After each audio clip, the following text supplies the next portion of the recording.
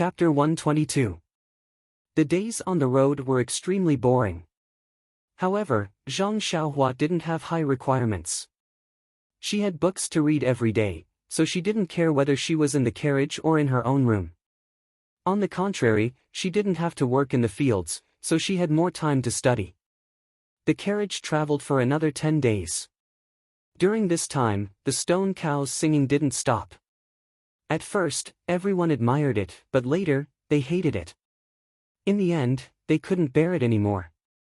Finally, Manor Lord O took action. Under the Manor Lord's obstruction, the stone cow stopped singing for half a day. However, when it was almost evening, the stone cow couldn't hold back and started singing again when it saw the splendid sunset. Oh Yen didn't know whether to laugh or cry.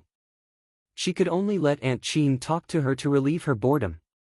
As for the people behind, they slightly distanced themselves from the stone cow. After listening for a long time, they turned a blind eye to it. They just treated it as a giant human-shaped crow making noise.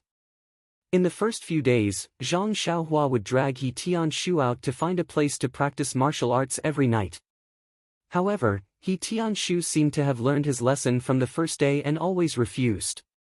Zhang Xiaohua could only go out to practice martial arts by herself. After a few days, she felt strange and secretly asked He Tianshu the reason. He Tianshu smiled and asked Zhang Xiaohua if she saw the other disciples go out to practice martial arts or practice in the yard. Zhang Xiaohua thought about it carefully. She really hadn't seen them practice martial arts. Only then did He Tianshu tell her the reason. It turned out that He Tianshu was the same as the other disciples. They all practiced internal strength. Those who practiced martial arts knew that they trained their muscles, bones, and skin externally and their qi internally. Most of the internal strength practice was to meditate, gather qi, and circulate the internal strength. In fact, practicing martial arts was to exercise the muscles and bones. Just like Nya Xiao, and the others in Huanxi Manor, they also practiced internal strength at night. Practicing martial arts in the morning and evening was to exercise the muscles and bones and also to familiarize themselves with the martial arts. Since they were far away and had no place to exercise, they could naturally cancel the practice of martial arts and focus on practicing internal strength. Moreover, according to He Tianshu, when the internal strength practice reached a certain level, it could replace sleep at night. They just needed to meditate for a few hours at night. Hearing this, Zhang Xiaohua felt a burst of admiration. If she didn't need to sleep by meditating, how interesting would that be? However, when she thought about her habit of sleeping at night and not being able to wake her up, she couldn't help but feel depressed. The disciples of the Misty School didn't need to practice martial arts early or late, but Zhang Xiaohua couldn't. He didn't know any internal strength and could only find a place to practice martial arts. Moreover, he was afraid of being seen by others. Every time he arrived at a place, the first thing he did after dinner was to find a slightly hidden place to practice his martial arts. And ever since Zhang Xiaohua got the toy sword, his swordsmanship improved. He knew the 16 changes in his mind, and as soon as he thought about it, he could use them at will. Moreover, the angle and speed of his swordsmanship became faster and faster. The small sword was as nimble as his own arm, and the warm current was much thicker. The power also exceeded Zhang Xiaohua's expectations. Ever since one time when he practiced his swordsmanship in the suburbs, Zhang Xiaohua didn't use his full strength to stab anything. He was afraid that if he knocked down the tree, people would ask him for compensation. However, Zhang Xiaohua's worries quickly disappeared. The road to the south wasn't all official roads. After a few days, they started to take some dirt roads and mountain paths. Moreover, they didn't always stay at the town's inns at night. Sometimes, they set up their own tents and slept in the wild. On this day, Shernyo was the first to drive the carriage. The group of people arrived at a mountain. The mountain was not very high, but there was only a small path for the carriage to move forward. It meandered around the mountain. There were many shrubs and dried-up trees on the mountain. At a glance, nothing could be seen clearly. Shernyo drove the carriage to a stop. He turned around and asked, "Miss Chiu Tong, how did you get here last time? This mountain is very dangerous.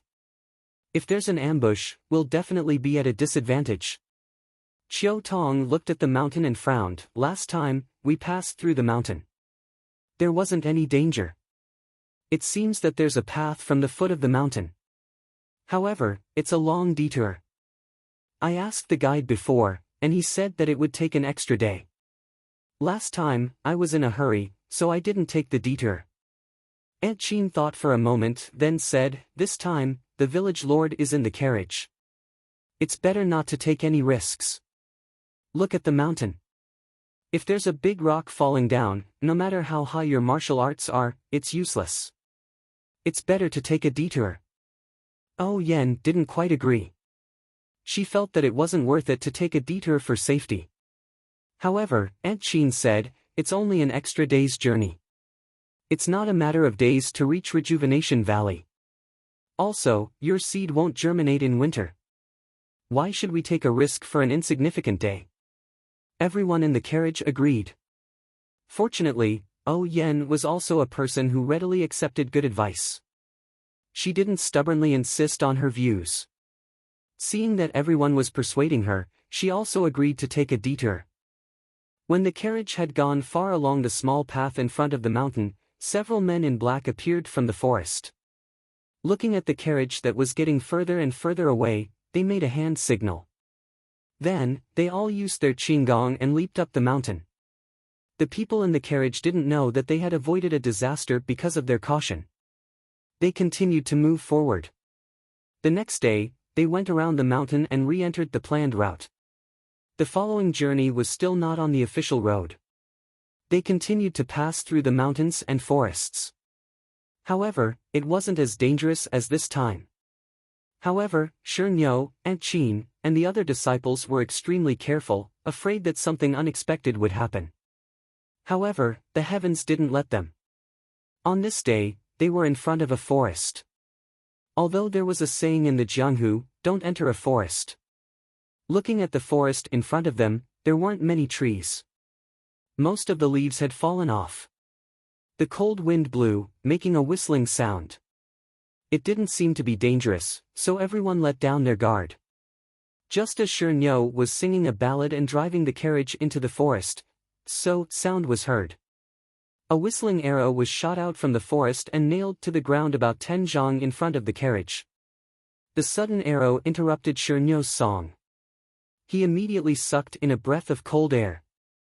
With a "hu" sound, he forcefully pulled on the horse's reins and stopped the carriage.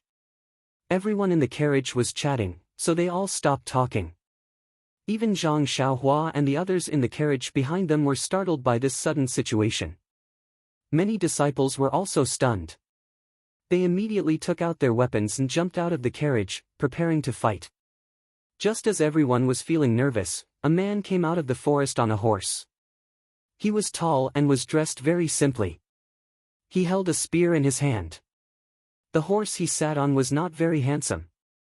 It was only moving forward slowly with a dee-da-dee-dee sound. When he got closer, everyone could see clearly that the man had a square face. His face was thin, but his eyes were very lively. His eyes were staring at the 4 carriages that were spinning around. When he reached the whistling arrow, he stopped and held the spear with both hands. Everyone was shocked and thought, could it be that this person came to challenge us alone? They couldn't help but tighten their grip on their weapons. However, after a while, they still didn't see that person urging his horse. Just as they were puzzled, they heard that person shout. His voice was even louder than Shernyo's. He shouted, "This mountain was opened by me. These trees were planted by me. If you want to pass by, you have to pay the toll." His voice was extremely loud and clear. It was so loud that some birds in the forest flew away. However, the people in the carriages looked at this person and laughed in their hearts. It was as if they were watching a joke. They didn't answer. When that person saw that the other party didn't respond to his shout, and that the driver of the carriage didn't have any expression on his face, he coldly stared at him.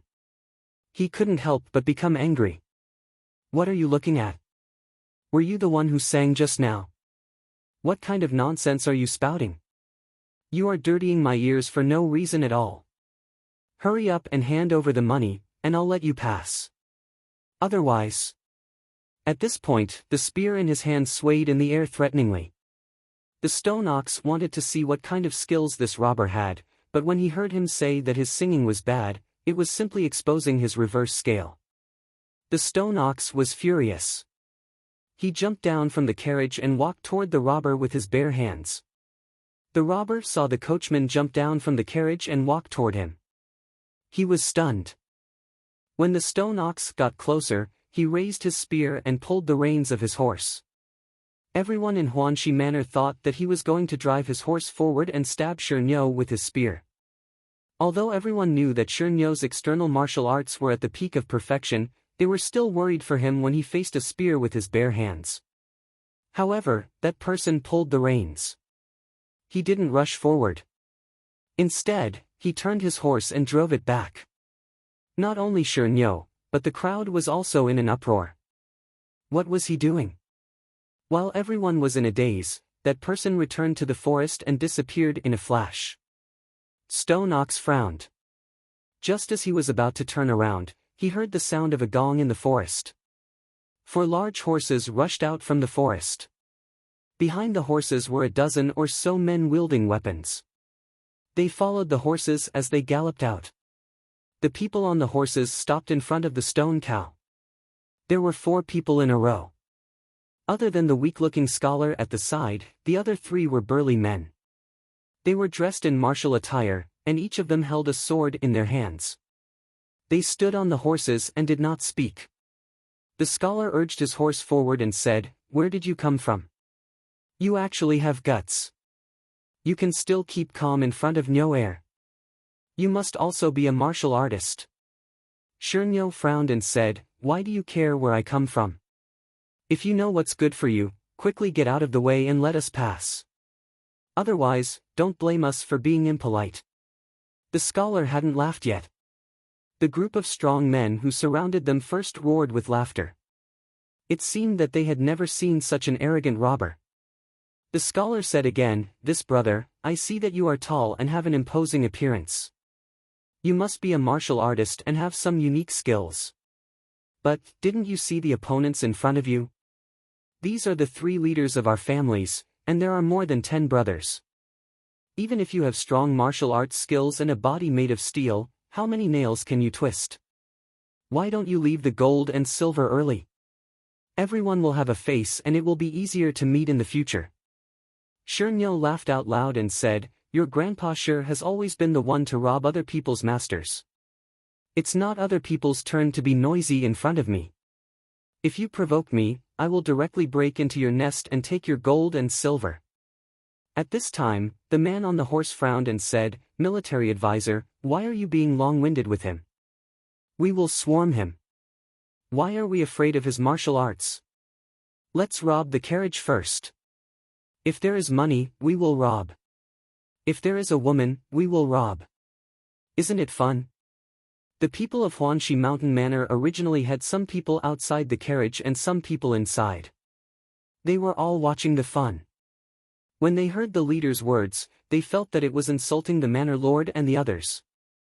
They couldn't help but be angry. They all took their weapons and jumped off the carriage.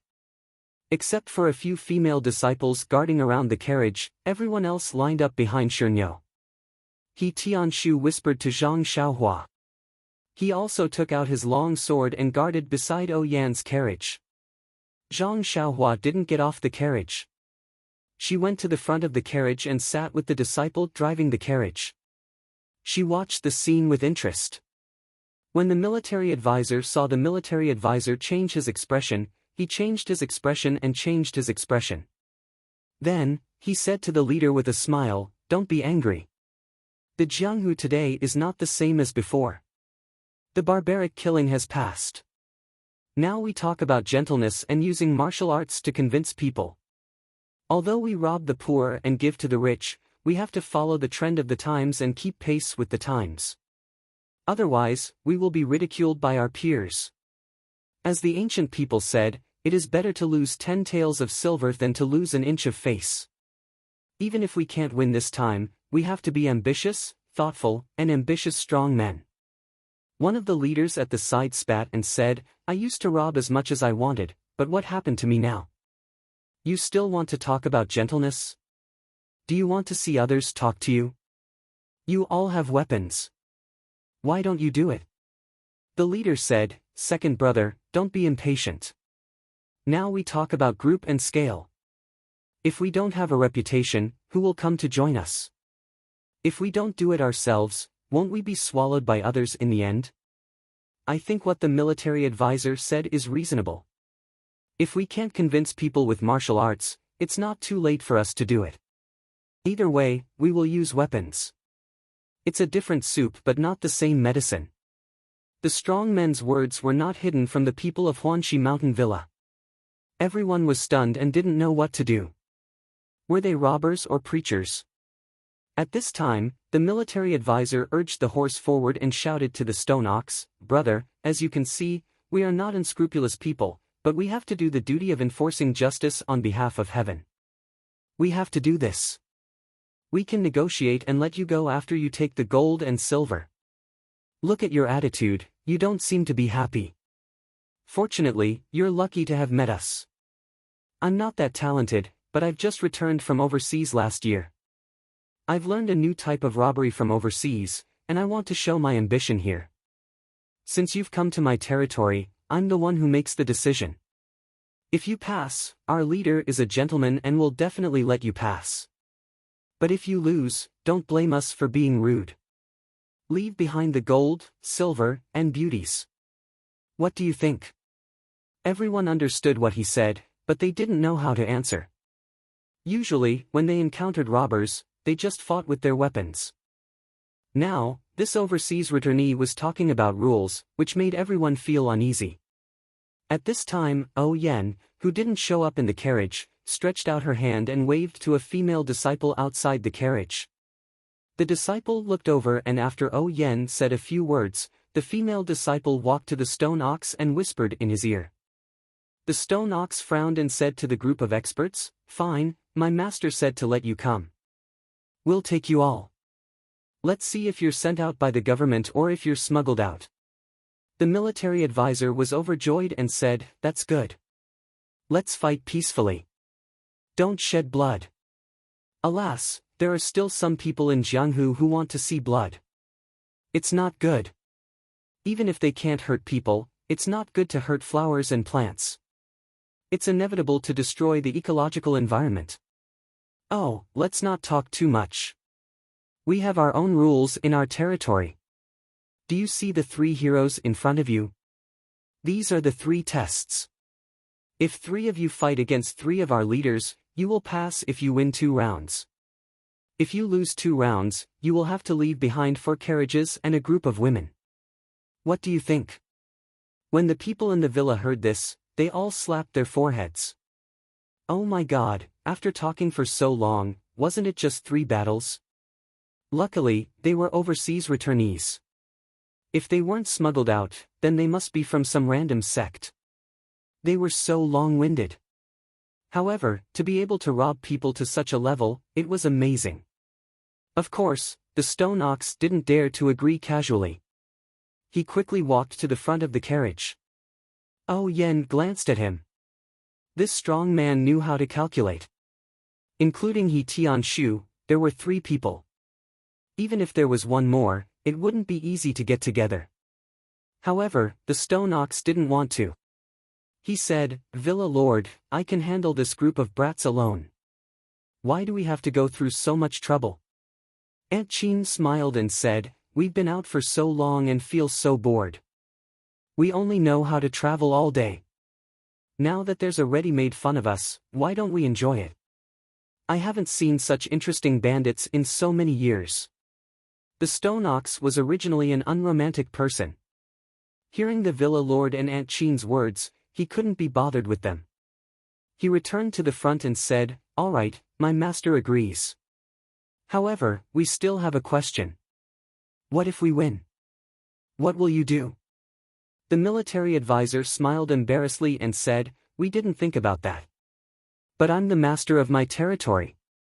I set the rules. If you win, I'll let you pass through my territory. That should be fine, right? The stone ox was too lazy to say more. He waved his hand and said, 3 battles at the same time or 1 at a time. The military advisor rolled his eyes and said, naturally, it's better to start at the same time. Time is money. The earlier you finish, the earlier you can rest. That way, you can go earlier. What do you think?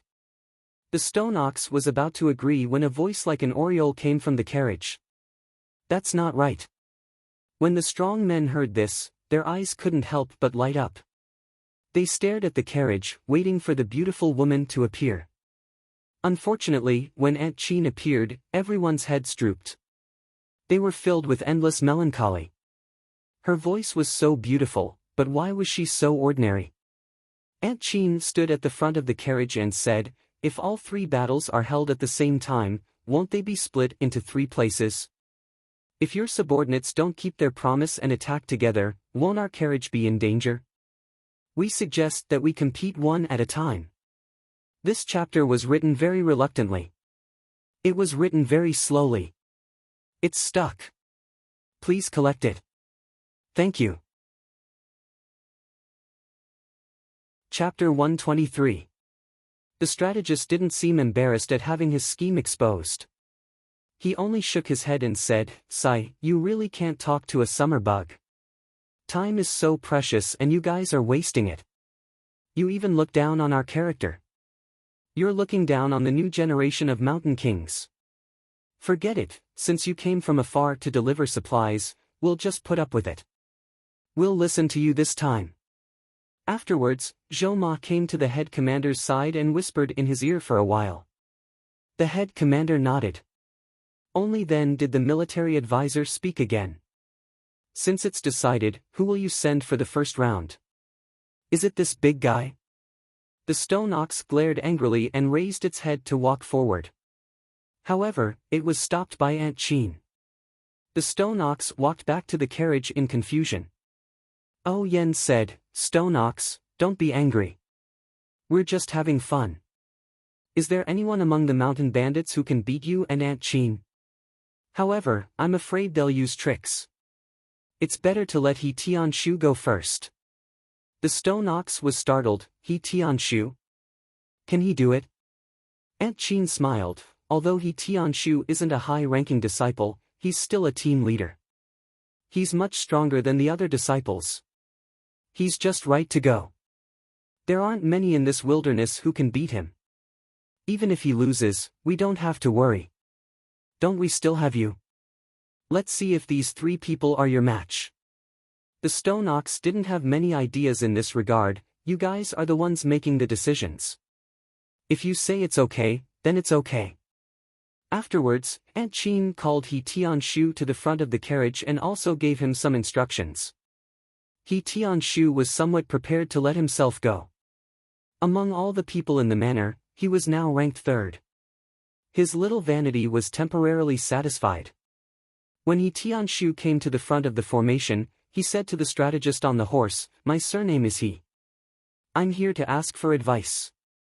Who will dismount?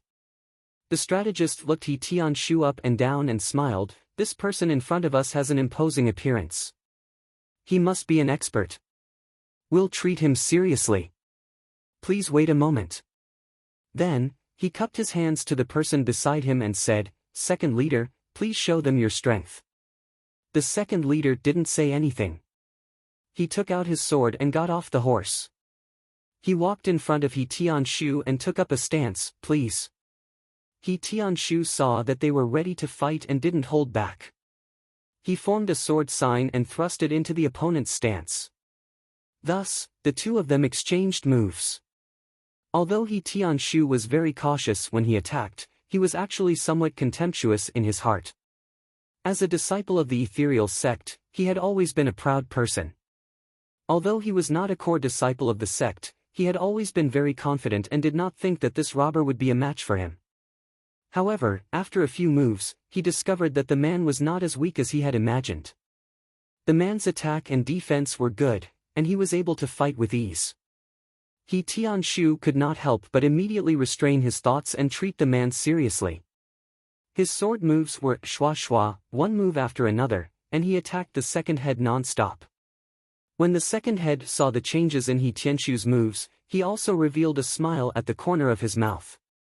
He actually used offense as defense, and He Tianshu did not have the slightest advantage. The people of Huanxi Manor were in the same mood as He Tianshu at first. But when they saw that He Tianshu didn't gain the upper hand, they were shocked. When they carefully looked at the man's sword skills, they were even more surprised. Oh Yen frowned and said to Aunt Qin, when did such an expert appear in the wilderness? Could it be that in a few days, the martial arts in Jianghu have improved so much? Our Misty School's disciples can't even take down a robber. Did the sun rise from the west? Aunt Qin was also confused and said, Manor Lord is wise. It's really like this. Looking at the situation, this man isn't any weaker than He Tianshu. How can someone with such skills become a bandit? It's really strange. The layman watched the show while the expert watched the skill. Everyone was worried, but only Zhang Xiaohua was puzzled. Why? Ever since He Tianshu started fighting with the man, Zhang Xiaohua couldn't stop muttering in her heart, what's this captain he doing? Why is he playing with him? Didn't he use the third variation of the sword move that Elder Yu taught him? Didn't he just stab him from the side? There's also this move. He already swung his sword forward and used the 10th variation of the sword move. Didn't he just stab into the man's chest and injure him with one strike?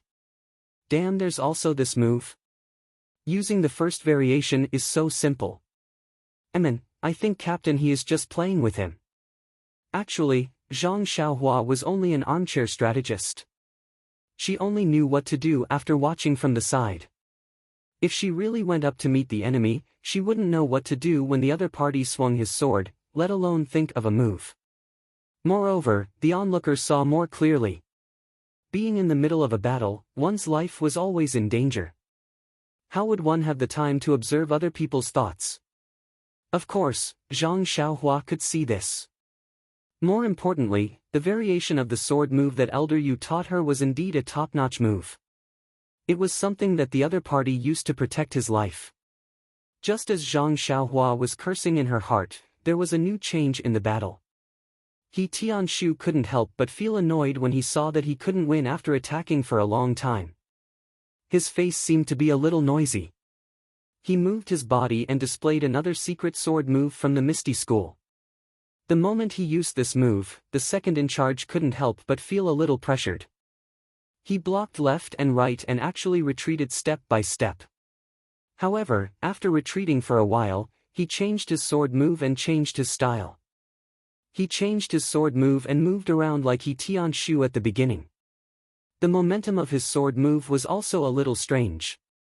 Not long after, he regained control of the situation. The two of them fought like this for a long time, but there was still no winner.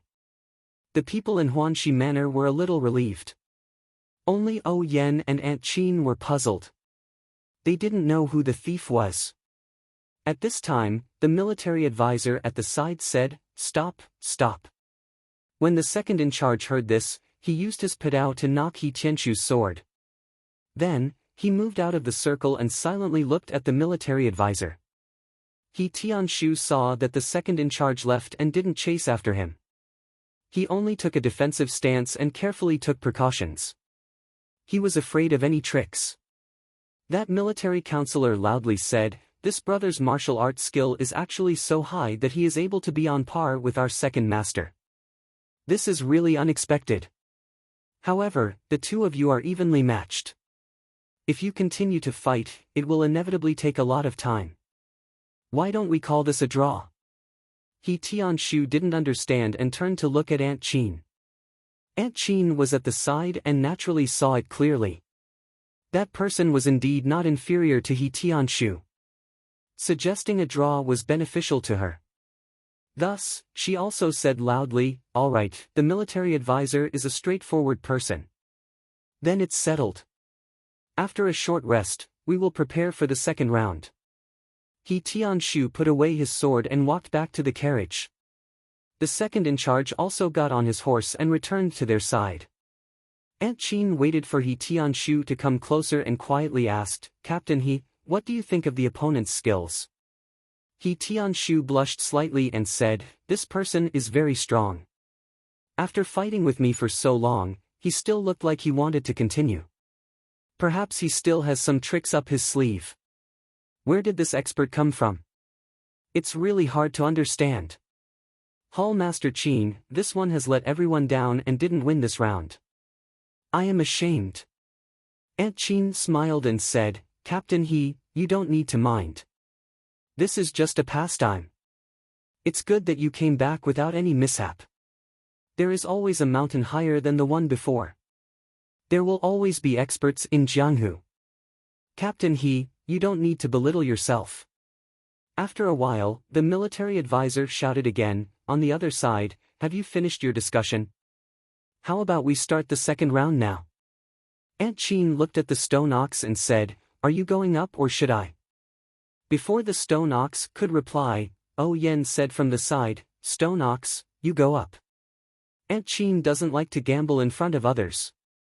If you win, we will have victory in our hands. At worst, it will be a draw. We will give up on the third round and see what these experts plan to do." The stone ox nodded and steadily walked forward. The military advisor looked at the stone ox and smiled quietly. He said to the first in charge, "First in charge, it's up to you now. Let them see your heroic fighting style." The first in charge chuckled and also dismounted from his horse. He held his sword and walked towards the stone ox. When he got close, although the first in charge wasn't short, he was still half a head shorter than the stone ox. He slightly raised his head and looked at the stone ox's silent eyes. He smiled and said, "This brother, what is your name?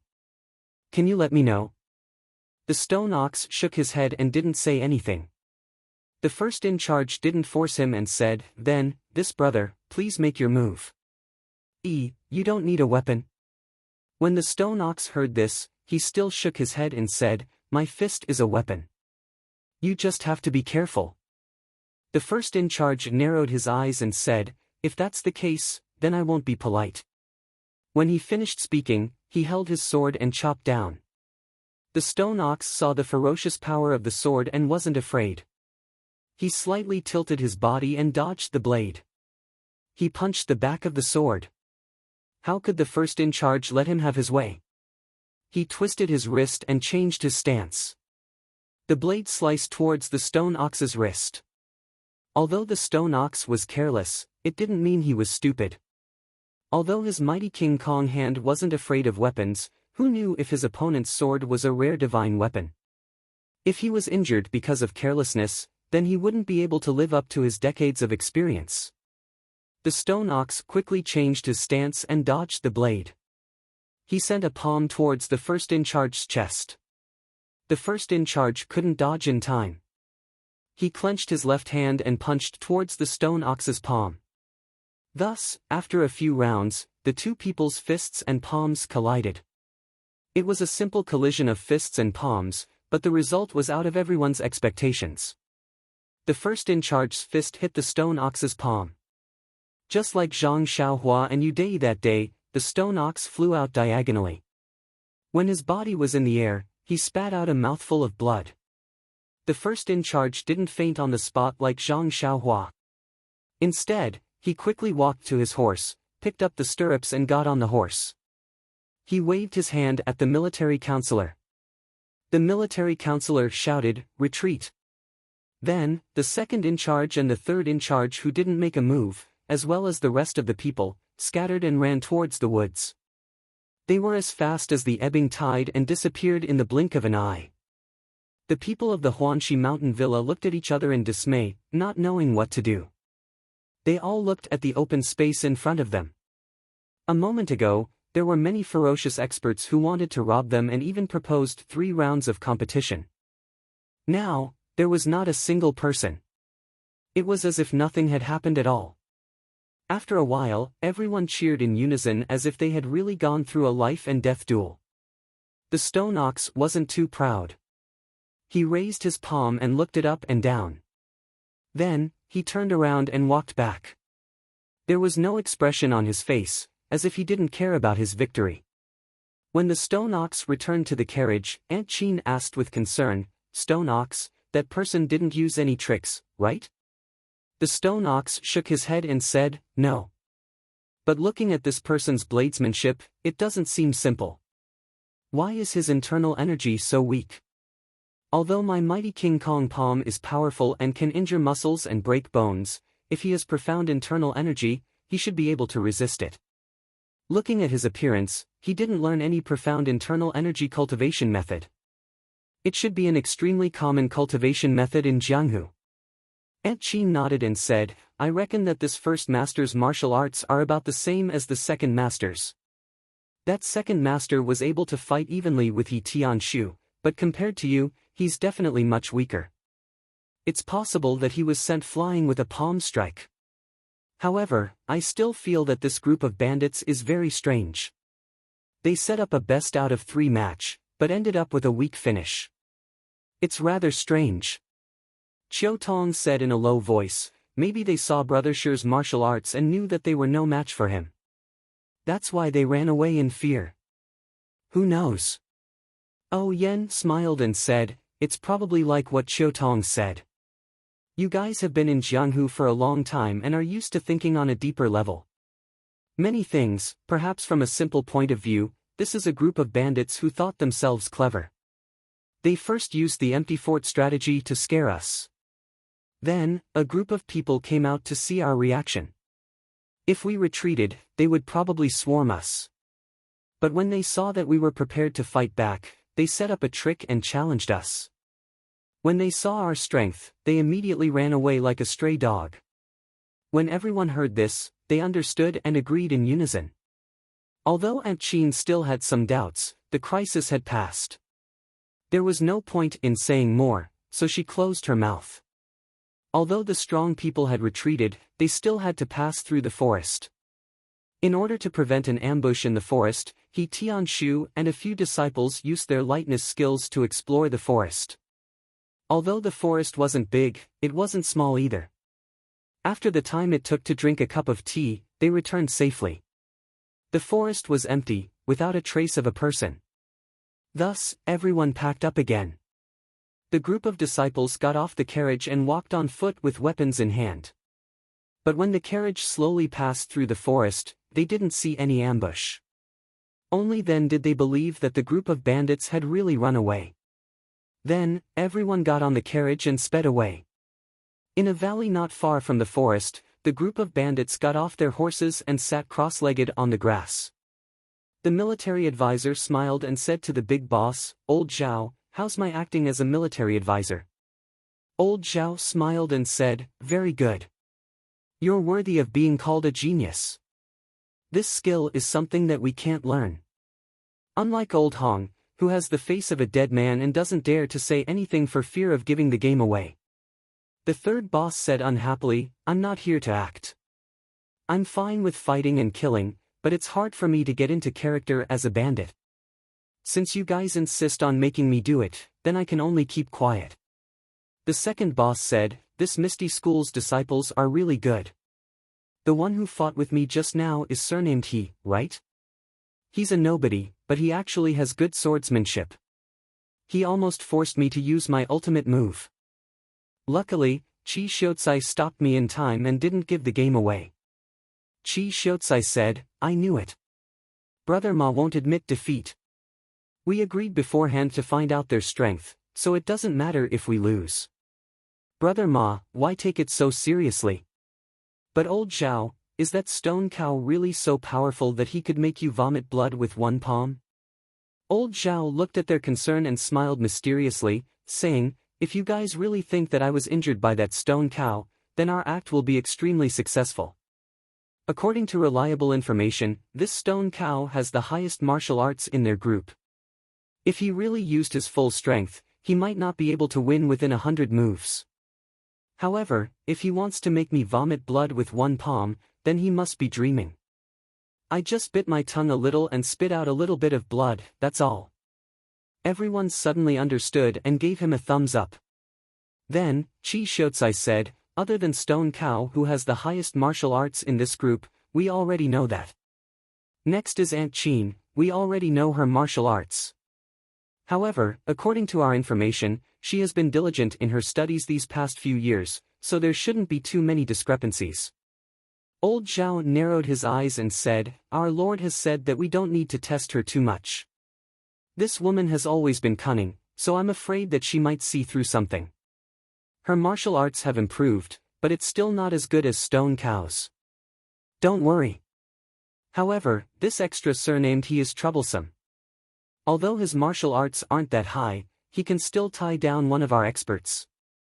In this way, we don't have enough people. The other disciples are probably the same, so our subordinates should be able to handle them. Chi Shotsai, what do you think? Should we wait for our Lord to send more people over, or? Chi Shotsai smiled and said, You don't have to worry about this. Our Lord has his own plans. Our operation must be foolproof and must succeed in one strike. No one can escape. Otherwise, if O Peng from the Misty School finds out about this, it will be no small matter. Actually, their strength is only at this level. Our Lord has 10,000 ways to deal with them, but in order to not reveal any flaws, he is being careful. Everyone, rest up and wait for our Lord's next plan. Everyone sat up quietly without saying a word. Chi Shotsai walked to a secluded area and took out a pen and paper. He wrote something on a slip of paper, then called a man in embroidered clothes and gave him the slip of paper. He then whispered something into his ear before letting him go. The man in embroidered clothes untied the reins from the tree and mounted his horse. He galloped in a certain direction and disappeared in the blink of an eye. It was obvious that the horse he rode was very handsome. Please add it to your collection, thank you. Chapter 124. How could the people in Huanxi Mountain Manor know what was happening in the distance? They were talking about what had just happened in high spirits. Thinking about Stone Ox's power, they were deeply envious. Many of them secretly made up their minds to work harder when they returned to the sect and strive to have such a powerful moment in the future. Only the Stone Cow was still the same as before. He steadily drove the carriage forward, as if he did not have the consciousness of being treated as an idol. Fortunately, he had just gone through a so-called great battle, so he was not in the mood to sing his best songs. Otherwise, the image that he had just established in everyone's hearts might immediately collapse. Of course, not everyone in the manor was in high spirits or calm as water. The only one who was not happy was He Tianshu. He Tianshu could not be said to be particularly outstanding among the disciples of Misty School, but he was still considered one of the best. Although he had been sent to Huanxi Mountain Manor to manage the herbal field, his martial arts were still there. Otherwise, how could he have become the team leader? He originally knew that there was a gap between him and Stone Ox, but he did not know how big the gap was. Now, it seemed that he had fought with Stone Ox for a long time and still had some strength left. Stone Ox, on the other hand, had fought with Stone Ox for a long time and sent him flying with only one palm, injuring him and causing him to vomit blood. Now it seemed that the gap between him and Stone Ox was not small. It seemed that he had been too arrogant in the past. In the future, he still had a long way to go. Among them, there was one person who was not very similar to the others. He was the simple-minded Zhang Xiaohua.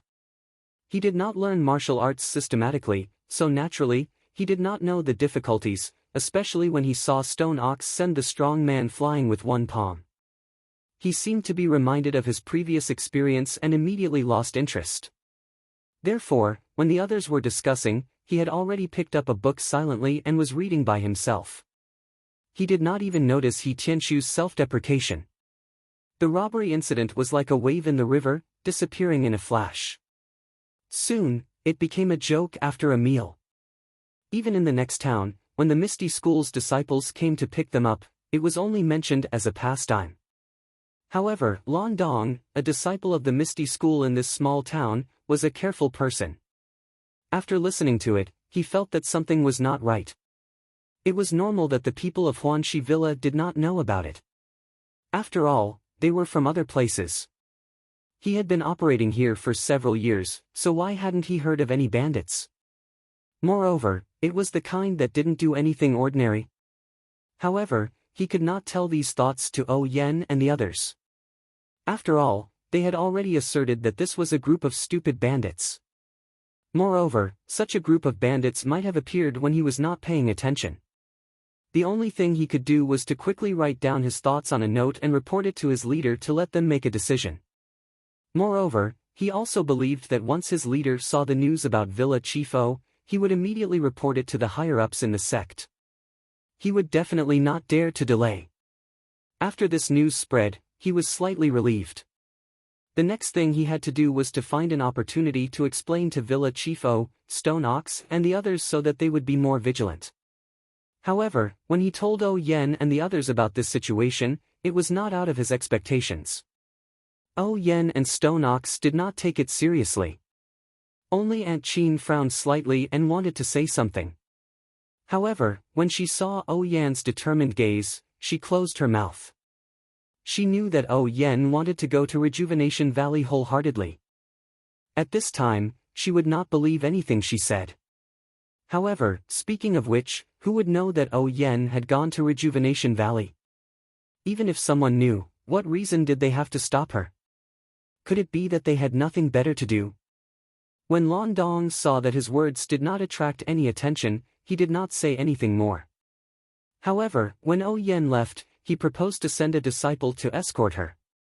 However, he was also rejected. This was because there were not many disciples from the Misty School in the small town and their martial arts were at the standard of an ordinary disciple. Only this Lan Dong was like Tian Shu. However, he could not leave the small town for a long time.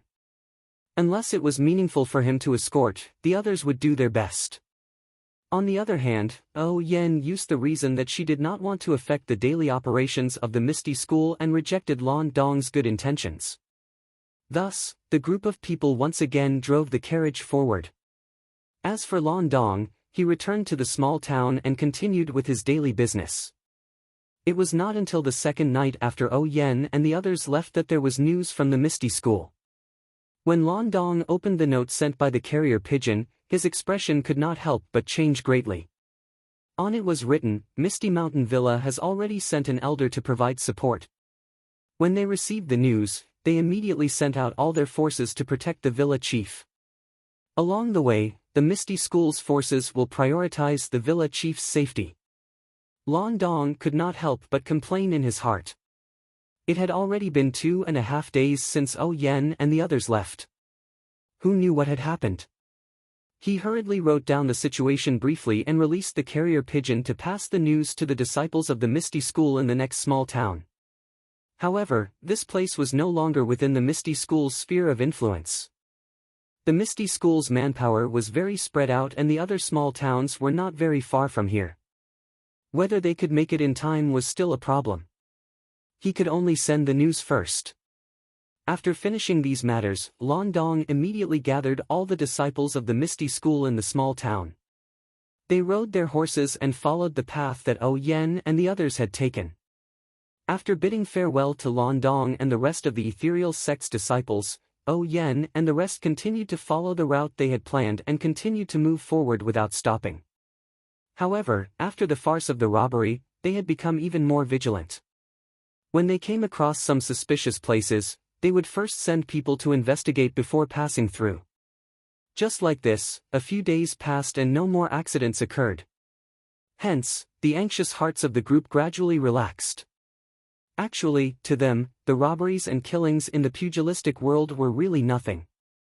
Stone Cow and Aunt Chin, which one of them had not walked through a rain of blood?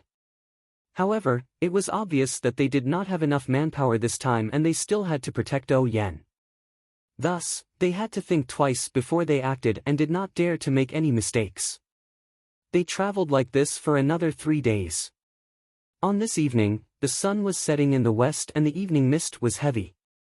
Seeing that they had arrived at a place in the middle of nowhere, and looking at the map, they were still far from the next town.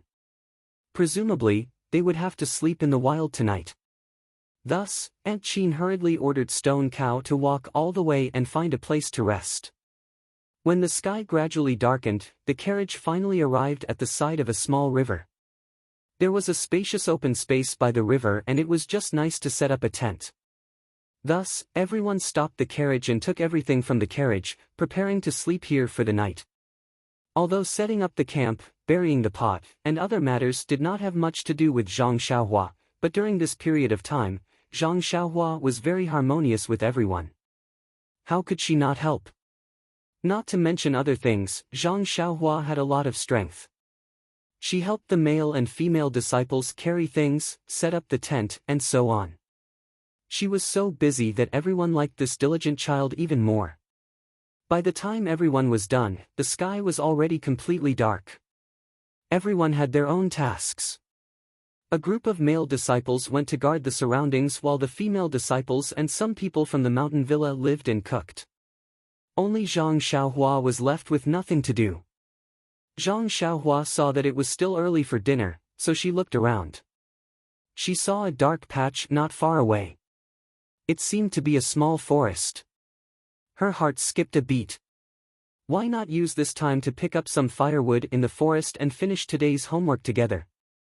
Thinking about this, Zhang Xiaohua stood up and prepared to walk out. After taking a few steps, she heard someone calling her. She turned around and saw that it was Qiu Tong. Oh Yan and Aunt Chin were beside her. Zhang Xiaohua hurriedly stopped and bowed to them with a smile.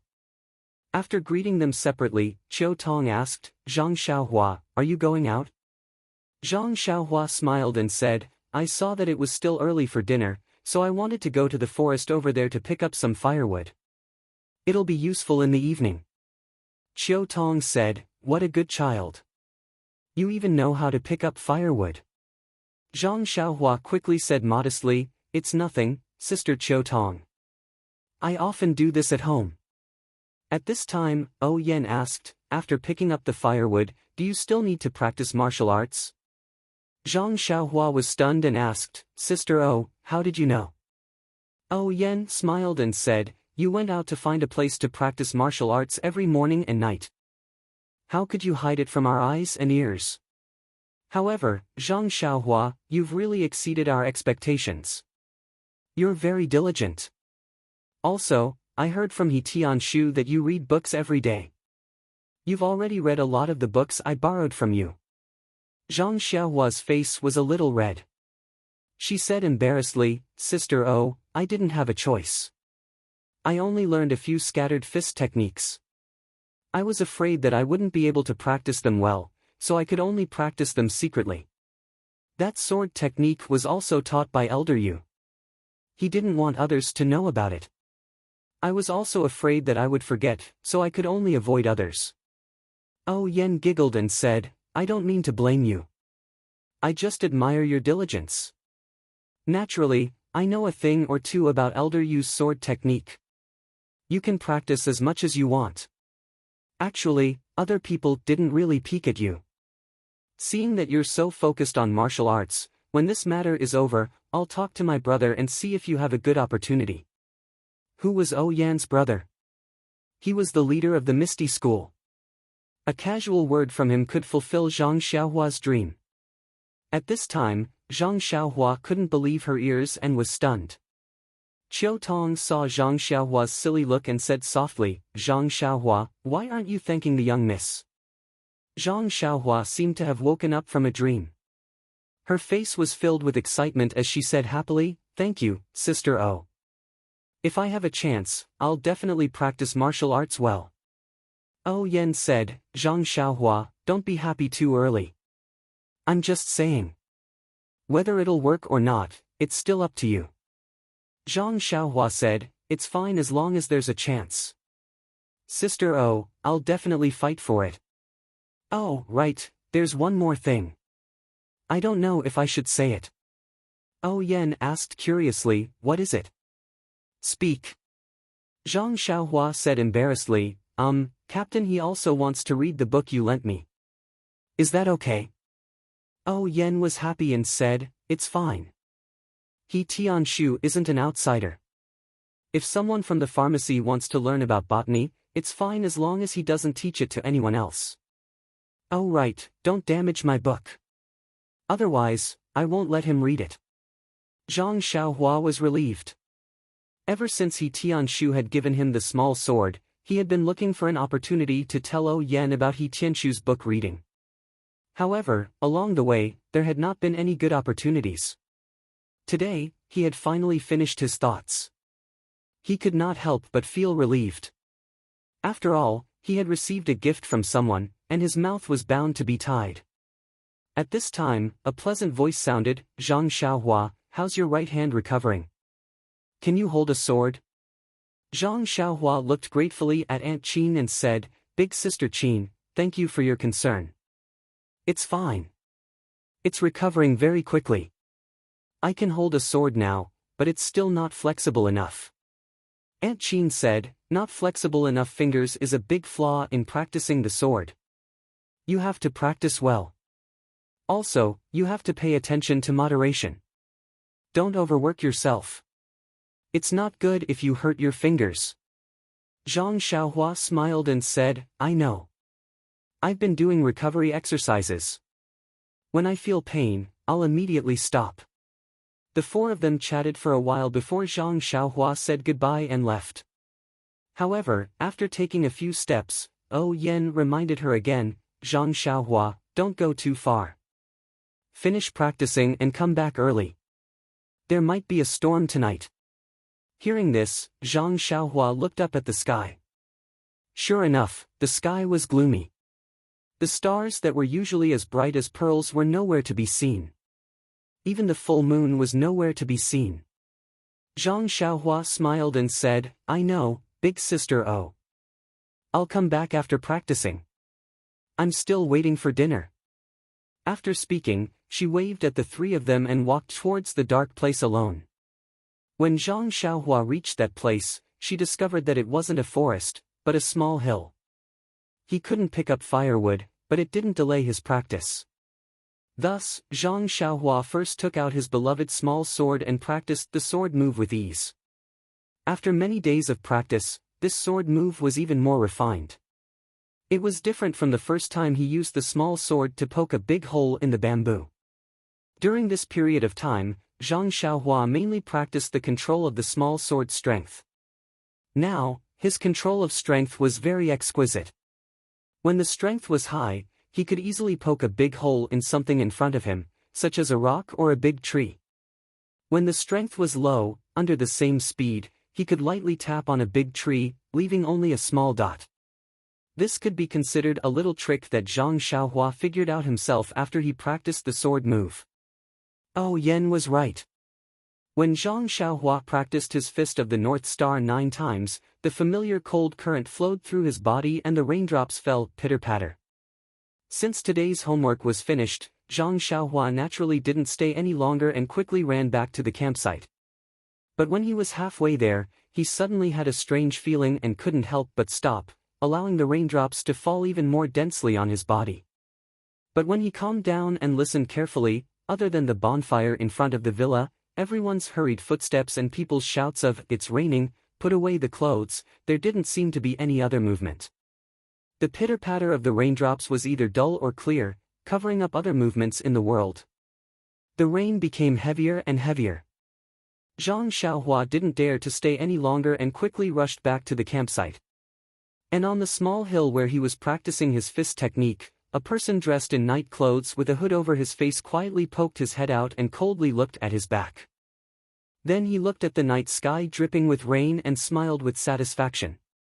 With a bend of his body, he used his qinggong and disappeared into the distance. Zhang Xiaohua ran into the campsite and it was chaos. The rain came too quickly, and although everyone was prepared, they were still thrown into confusion by the torrential rain. By the time everyone had finished packing up their things, the rain was already pouring down like water. Zhang Xiaohua was in the same tent as Tianshu. By the time he entered, Tianshu had already finished packing up and said with a smile, "You went to practice your fist technique again? You're all soaked." Then, he casually handed over a dry towel to him. Zhang Xiaohua smiled as he received it and said, it just started to rain when I was practicing my fist technique. This rain was to help them pack up their things. Then, Zhang Xiaohua used the dry towel to wipe the rain off his head. Only then did he remember and said, I saw the Manor Lord just now. She said that she agreed to let you read her book. However, you can't spread it out and you can't damage the book. He Tianshu said, then I'll have to thank you, Xiaohua. Zhang Xiaohua found it strange and said, isn't it the same if you tell the Manor Lord yourself? Why do you need me to say it for you? You can see her every day. I've been delayed for a few days and only saw the Manor Lord today. He Tianshu said awkwardly, well, you're still young so you don't really understand. After all, Manor Lord O is the Manor Lord of Huanxi Manor and I'm a disciple of the Misty School's Pharmacy Hall. I'm afraid it's not appropriate to mention it rashly. Zhang Xiaohua seemed to understand and nodded. Then, he thought of something and said, that's right, I still have to thank Captain He for putting in a good word for me in front of the Manor Lord. The Manor Lord said that when we go back, she'll find an opportunity to talk to Chief O and let me learn martial arts. Ah. Really? He Tianshu didn't seem to believe it and asked in return, the Manor Lord really told you that? Yes. Zhang Xiaohua happily nodded. He Tianshu smiled and said, I'm just telling you the truth. You're able to gain the Manor Lord's favor, that's your chance. In the future, when you have the chance, you must properly repay the Manor Lord. Zhang Xiaohua said, that's right, I definitely will. The Manor Lord is like an elder sister to me. I'll definitely repay her. He Tianshu said again, however, practicing martial arts depends on luck. Your body hasn't recovered yet. Even if you practice martial arts, you might not be able to succeed. You must be mentally prepared. Moreover, there are many disciples in the Misty School who are as hardworking as you. You're just in Huanxi Manor. Compared to Ma Jing and the others, you seem to be very hardworking. In the future, you have to work harder. Zhang Xiaohua's expression became serious and said, I know, Captain He. You're all very good to me. I'll definitely work hard to practice martial arts. He Tianshu smiled and walked forward. He patted his shoulder and said, when I was young, I was also as hot-blooded as you. Do well, I have high hopes for you. Then, he frowned and said, the rain is so heavy. Our camp is still near the river. There won't be any danger in the middle of the night, right? I have to go and discuss with Shernyo and the others. Zhang Xiaohua, you should rest early. While they were talking, suddenly, outside of the tent, there seemed to be a dense sound of horse hooves. He Tianshu and Zhang Xiaohua looked at each other vigilantly and walked out of the tent at the same time. Chapter 125. Outside the tent, the raindrops formed a line and hung in the air. Their eyes were full of white raindrops, and they couldn't see far away. However, the sound of the horses' hooves was very orderly, shaking the ground a little. Although they couldn't see clearly, the sound had been heard and became louder and louder. Zhang Xiaohua didn't understand what was going on, but he could smell the danger. However, the experienced He Tianshu had already changed his face and shouted to Zhang Xiaohua, quickly hide in the tent and find a place to hide, or escape from the side in a moment. You don't know martial arts, so you can't do anything here. You must stay alive and report to gang leader O later. After that, he pulled out his long sword and rushed out quickly. Zhang Xiaohua was stunned on the spot. Hide? Escape? He was confused for a while. Zhang Xiaohua didn't understand the seriousness of the situation. Didn't they encounter bandits a few days ago, and they were easily defeated? Why were they so serious now? Why did they have to escape by themselves? In fact, he didn't know that when He Tianshu heard the orderly sound of the horses' hooves, he knew that this was a group trained by the military and should be targeting Oyen. Only the big gangs in Jianghu could do such a thing. Since it was a gang's robbery, they must have a strict plan and not leave the routes. Although there were many people in Huanxi Villa, no one could escape. Except for a few people who would be caught alive, the fate of the others could almost be decided now. Zhang Xiaohua was just a child and was small. In such a night, it was really possible for him to escape. On one hand, he could keep his life, and on the other hand, he could report the news to O Peng. On the other hand, he couldn't let the others die in peace. Moreover, He Tianshu wanted Zhang Xiaohua to escape at that time, but the situation was unclear. If he ran away first, wouldn't it be a joke? Moreover, to be honest, the other party must have done a lot of preparation in advance. Now there might be an ambush around the camp. If he escaped at this time, it was tantamount to walking into a trap. On the contrary, he could escape in a chaotic battle later. How could Zhang Xiaohua know about He Tianshu's plan? Time was of the essence, so he naturally could not explain it in detail. If He Tianshu turned around and saw Zhang Xiaohua's dazed look, he would definitely vomit blood in anger. Zhang Xiaohua looked at the pouring rain outside and hesitated for a moment. Then, she walked into the tent and blew out the light. She carefully stood in the shadow of the tent entrance and poked her head out to observe carefully. As for He Tianshu, he rushed out of his tent in the rain and immediately used his qinggong to rush towards O Yan's tent. Although He Tianshu's tent was only a dozen steps away from O Yan's tent, He Tianshu did not dare to be negligent. When He Tianshu arrived in front of O Yan's tent, before he even got close, he heard a voice calling out, "Who is it?" He Tianshu quickly stopped and shouted, "It's me, He Tianshu." At this moment, the voice in the tent sounded again. "Captain He, please come in." When He Tianshu walked to the entrance of the tent's curtain was opened. He Tianshu looked up and saw Shernyo. When He Tianshu walked into the tent, he saw that there were already many people inside.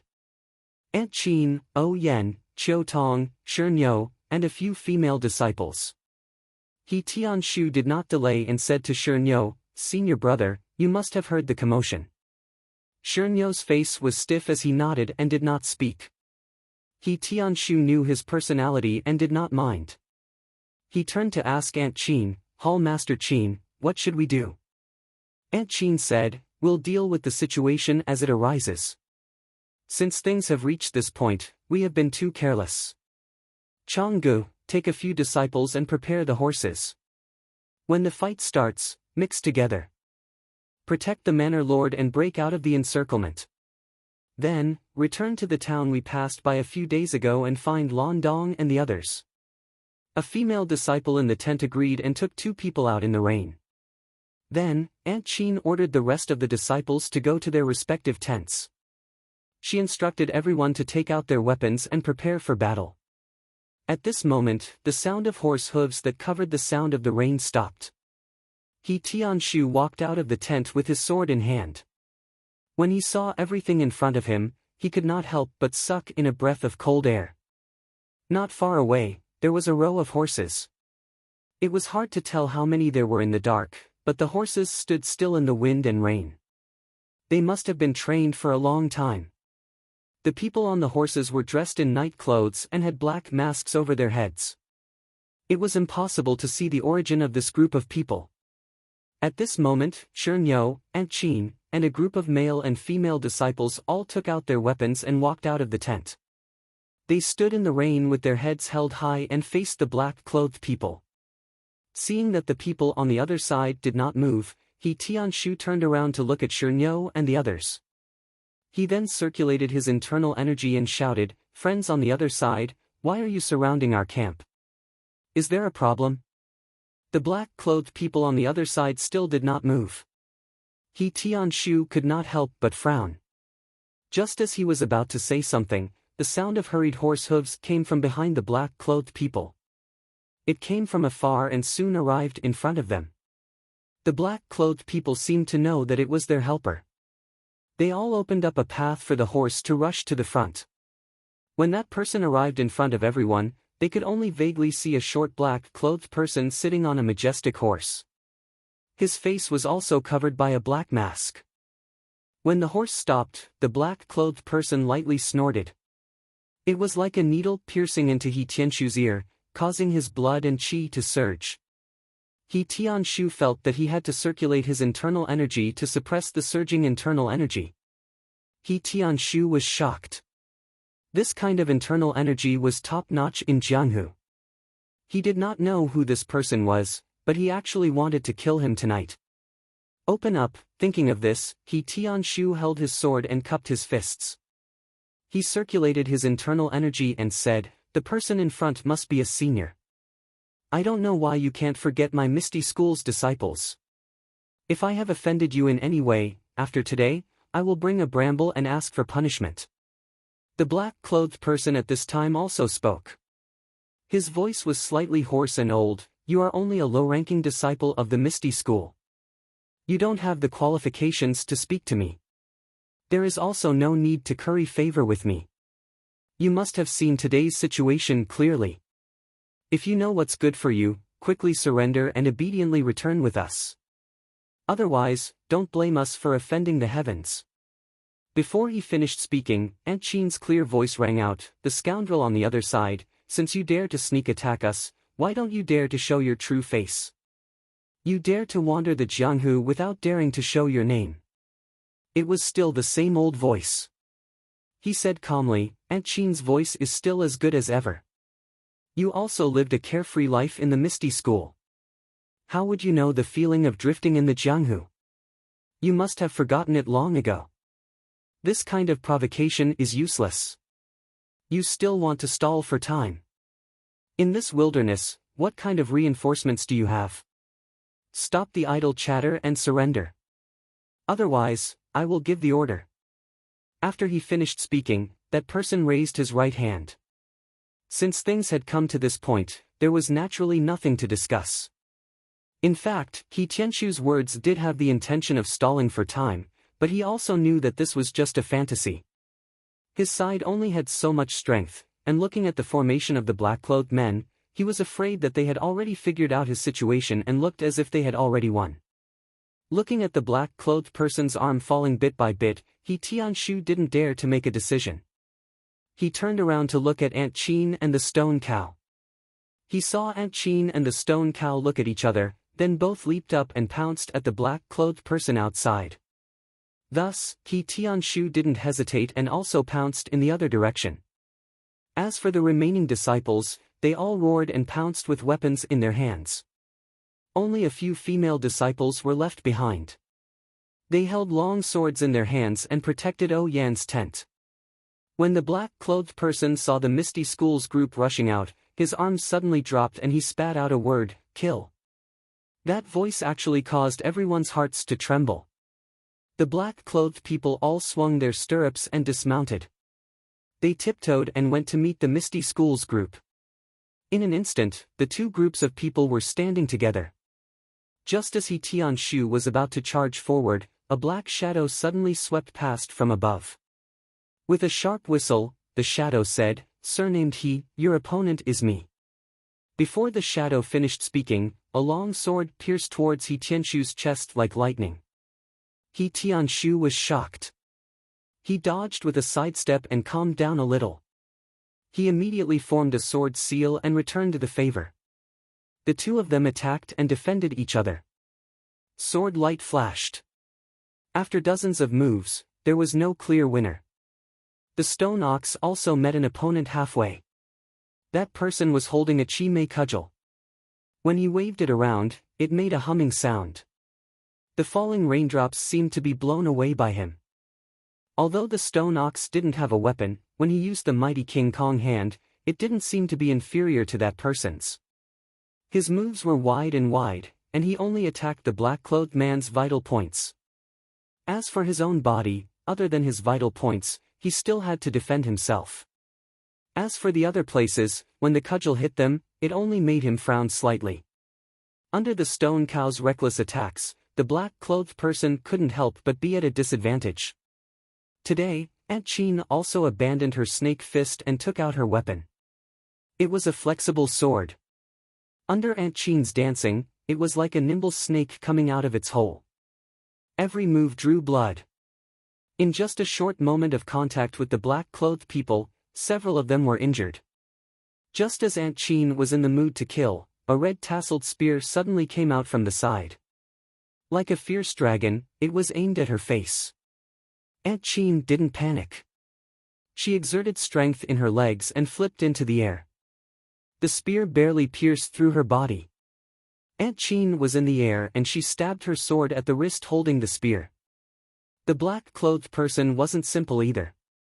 Seeing the spear miss and the flexible sword stabbing towards him, he squatted down slightly and dodged the sword. His left foot took the opportunity to kick upwards. It was aimed at Aunt Chin's abdomen. Seeing that this move didn't work, Aunt Chin immediately retracted her momentum and changed her move.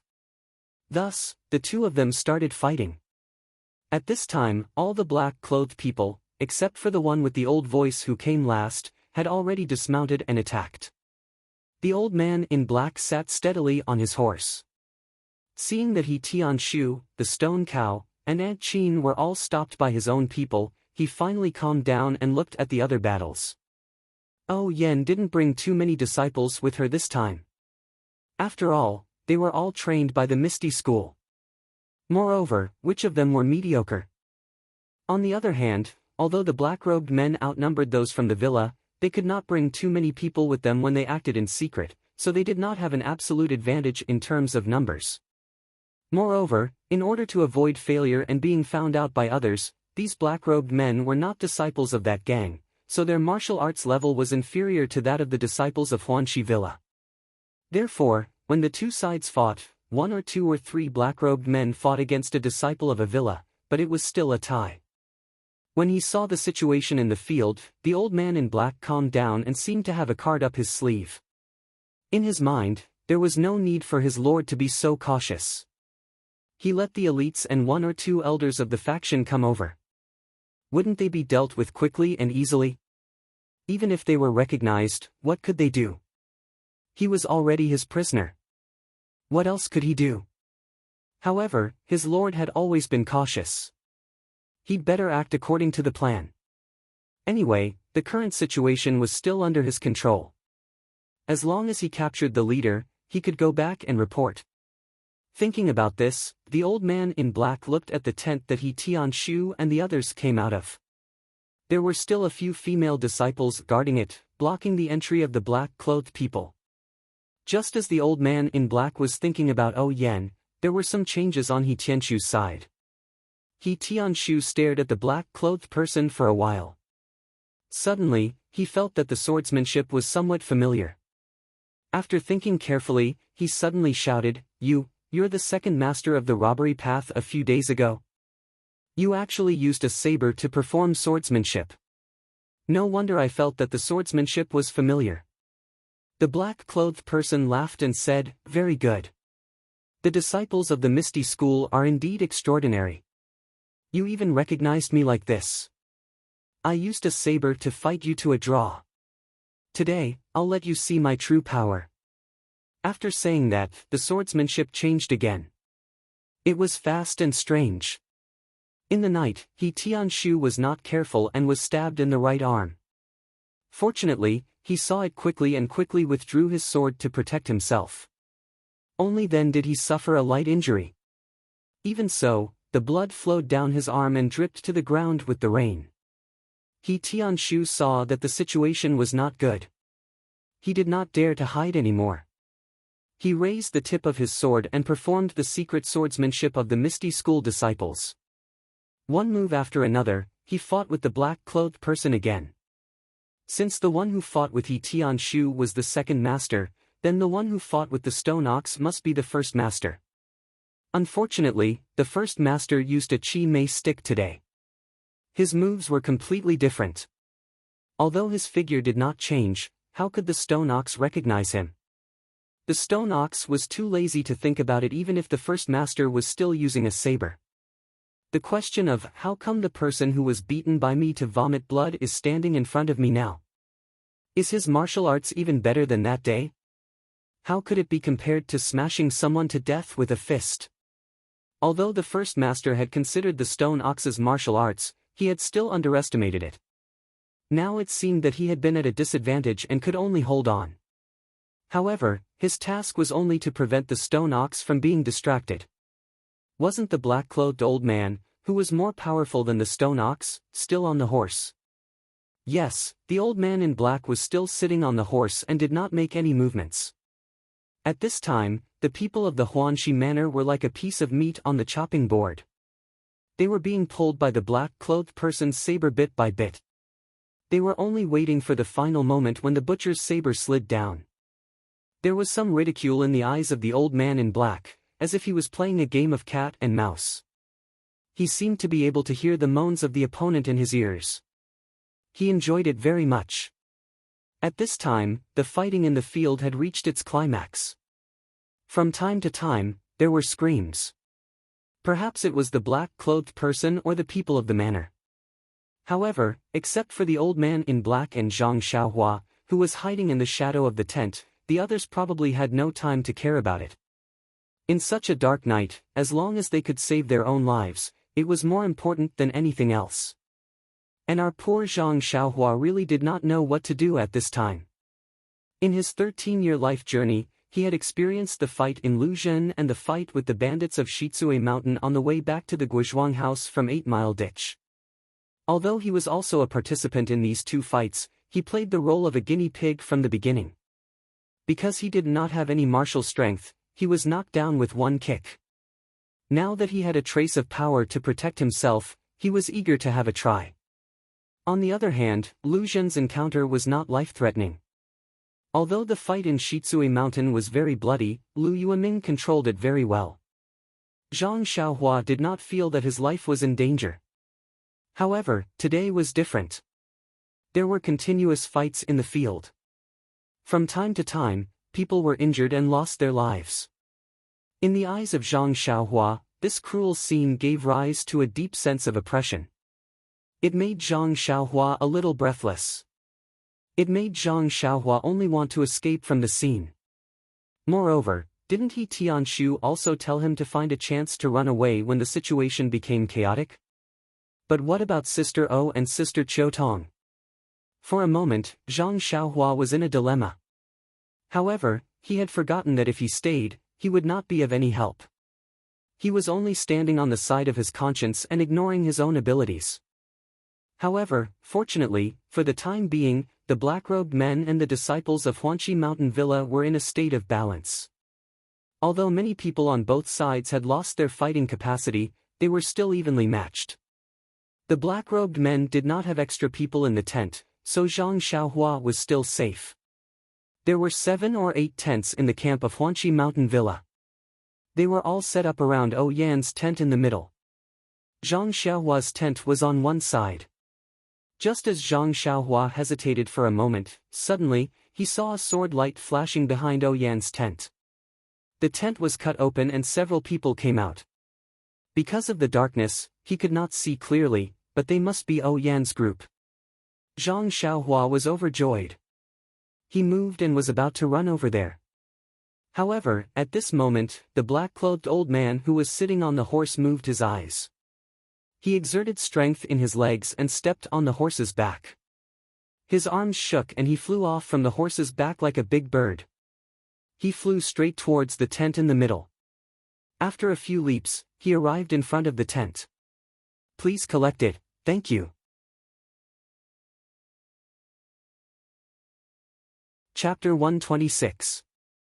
Although Shernyo, Aunt Qin, He Tianshu, and the others were fighting with their lives on the line, some of their attention was focused on the old man in black. Now that they saw the old man fly into the camp, their hearts tightened and their moves became even fiercer. They wanted to quickly retreat and block the old man, but how could their opponents let them do as they wished? They also used all of their strength and attacked even harder. Even Shernyo's opponent, who was at a disadvantage before, quickly changed his moves when he saw the old man attack. His inner strength also became fiercer, causing Shernyo to be flustered and lose the upper hand. For a moment, he couldn't escape. Presumably, this was the old man in black's wishful thinking. The old man in black arrived in front of the tent, but he didn't directly enter. Instead, he slowly walked to the back of the tent, as if he already knew that the people inside had broken through the tent and escaped from the back. O Yan and Qiutong, under the cover of a few female disciples, came out of the tent. They had just taken a few steps when they saw the old man stride towards them. they couldn't help but cover their mouths and almost cry out in shock. The female disciple named Chang'e pointed at the tent next to Zhang Xiaohua's and decisively said to Yan, "Manor Lord, the horse is in the tent in front. You and Qiu Tong go over there. We'll go and block this old thief." After speaking, she waved her hand and the female disciples ran over from Yan's side. They held long swords and stood between the old man in black and Yan. Yan looked at the backs of Chang'e and the others. She opened her mouth to say something, but nothing came out. She only bit her lip and quickly walked towards the tent. When the old man saw Chang'e and the others blocking in front of him, he couldn't help but laugh sinisterly. "You girls want to be mantises trying to stop a chariot? Why don't you throw down your long swords and this old man will let you live? I only want to capture this guy. I'm not interested in the others." Chang'e and the others didn't reply. When they saw the old man walk closer, they pointed their long swords and several people stabbed at the old man from different angles. But unexpectedly, the old man didn't fight back. He just kept walking forward, allowing the swords to pierce his body. Chang'e and the others were delighted, but then they were shocked. The old man must have something to rely on. Could these murderous swords still work? Sure enough, as the old man did not stop, the long sword stabbed into his body. Chang'e and the others felt that they were not stabbing into a person's flesh, but rather, they felt as if they were stabbing into an iron plate. It was hard, and there was a faint ding-dang sound. The long sword immediately bent under everyone's inner strength. The old man was very satisfied with this result. He shook his arms and used his strength to hit the curved long swords. Kacha, a few of the long swords actually broke from the middle. Moreover, the inner strength in the swords was not exhausted and rushed towards the female disciples' arms. The female disciples were all hit by a heavy object and fell backwards. One of them even vomited blood and fell to the ground. After the other disciples fell to the ground, they immediately jumped up. Their faces were pale and they held the broken swords in their hands. They couldn't stand steadily. Chang'e's situation was slightly better. Her long sword was not broken. She only stabilized her body and immediately rushed towards the old man. At this time, the old man was already walking towards Yan. His back was empty, so he rushed towards Chang'e. Chang'e's long sword stabbed towards the old man. However, with such a big back, Chang'e didn't dare to try again. She only used all the strength in her body and stabbed towards the back of the old man's neck. As early as when Chang'e and the other female disciples blocked the old man in black, Qiu Tong supported Yan and ran towards the hidden horse tent. However, the rain was still heavy and the ground was already very muddy. The ground by the river was uneven and now it was full of water. How could they see it? They accidentally stepped into a small puddle. When they picked up their feet, they didn't even know where their shoes had gone. But how could they care about that? They just blindly ran forward. Unfortunately, how could two weak women who had never practiced martial arts run far in such a short period of time? Yan and Qiu Tong were only halfway there when Chang'e's sword stabbed the back of the black-clothed old man's neck. At this time, Yan's feet sank as if she had stepped into a deep pit. Her right leg sank halfway into the pit, and her body instantly lost balance and fell to the right. Qiu Tong, who was supporting Yan, was also caught off guard. She used all her strength to pull on Yan's arm, but not only did she fail to support Yan, but she also staggered and fell forward. At this time, a cry of surprise came from another tent. Sister Qiu Tong. A small figure ran from afar and ran towards Yan and Qiu Tong who had fallen to the ground. Wasn't that Zhang Xiaohua who was hiding in the tent? In fact, when he saw Yan and Qiu Tong come out of the tent, Zhang Xiaohua wanted to run over. But before he could get up, the old man in black used his qinggong. Zhang Xiaohua's martial arts were not good, but his senses were sharp and he quickly stopped. Chang'e and the others attacked the old man in black. Zhang Xiaohua also saw it clearly and his heart turned cold. But when he saw Yan and Qiu Tong fall, he couldn't hold it in anymore. He shouted and ran out, wanting to support them to prevent them from falling on the muddy ground. However, Zhang Xiaohua didn't know Qinggong. Before he could run out of the tent, Yan and Qiu Tong each fell to the muddy ground with a plop. Their clothes were already soaked and their faces were smeared with black mud. After Yan fell to the ground, she struggled to stand up. But it seemed that she fell too hard and for a moment, she couldn't get up. Although Qiu Tong was covered in mud, she didn't dare to delay and quickly struggled to stand up. As for the sword-wielding Chang'e, when Yan stepped into the mud, she circulated the qi in her dantian and injected all her strength into the long sword. Steadily, accurately, and viciously, she stabbed it into the back of the black-clothed elder's neck. The black-clothed elder seemed to have eyes on the back of his head. When the long sword filled with inner strength was about to pierce his neck, he suddenly turned around and stared at the tip of the sword that was approaching him. With a ding sound, the long sword stabbed into his palm. It was like stabbing into metal and sparks almost appeared. Then, the black-clothed elder clenched his fist and grasped the tip of the long sword in his hand.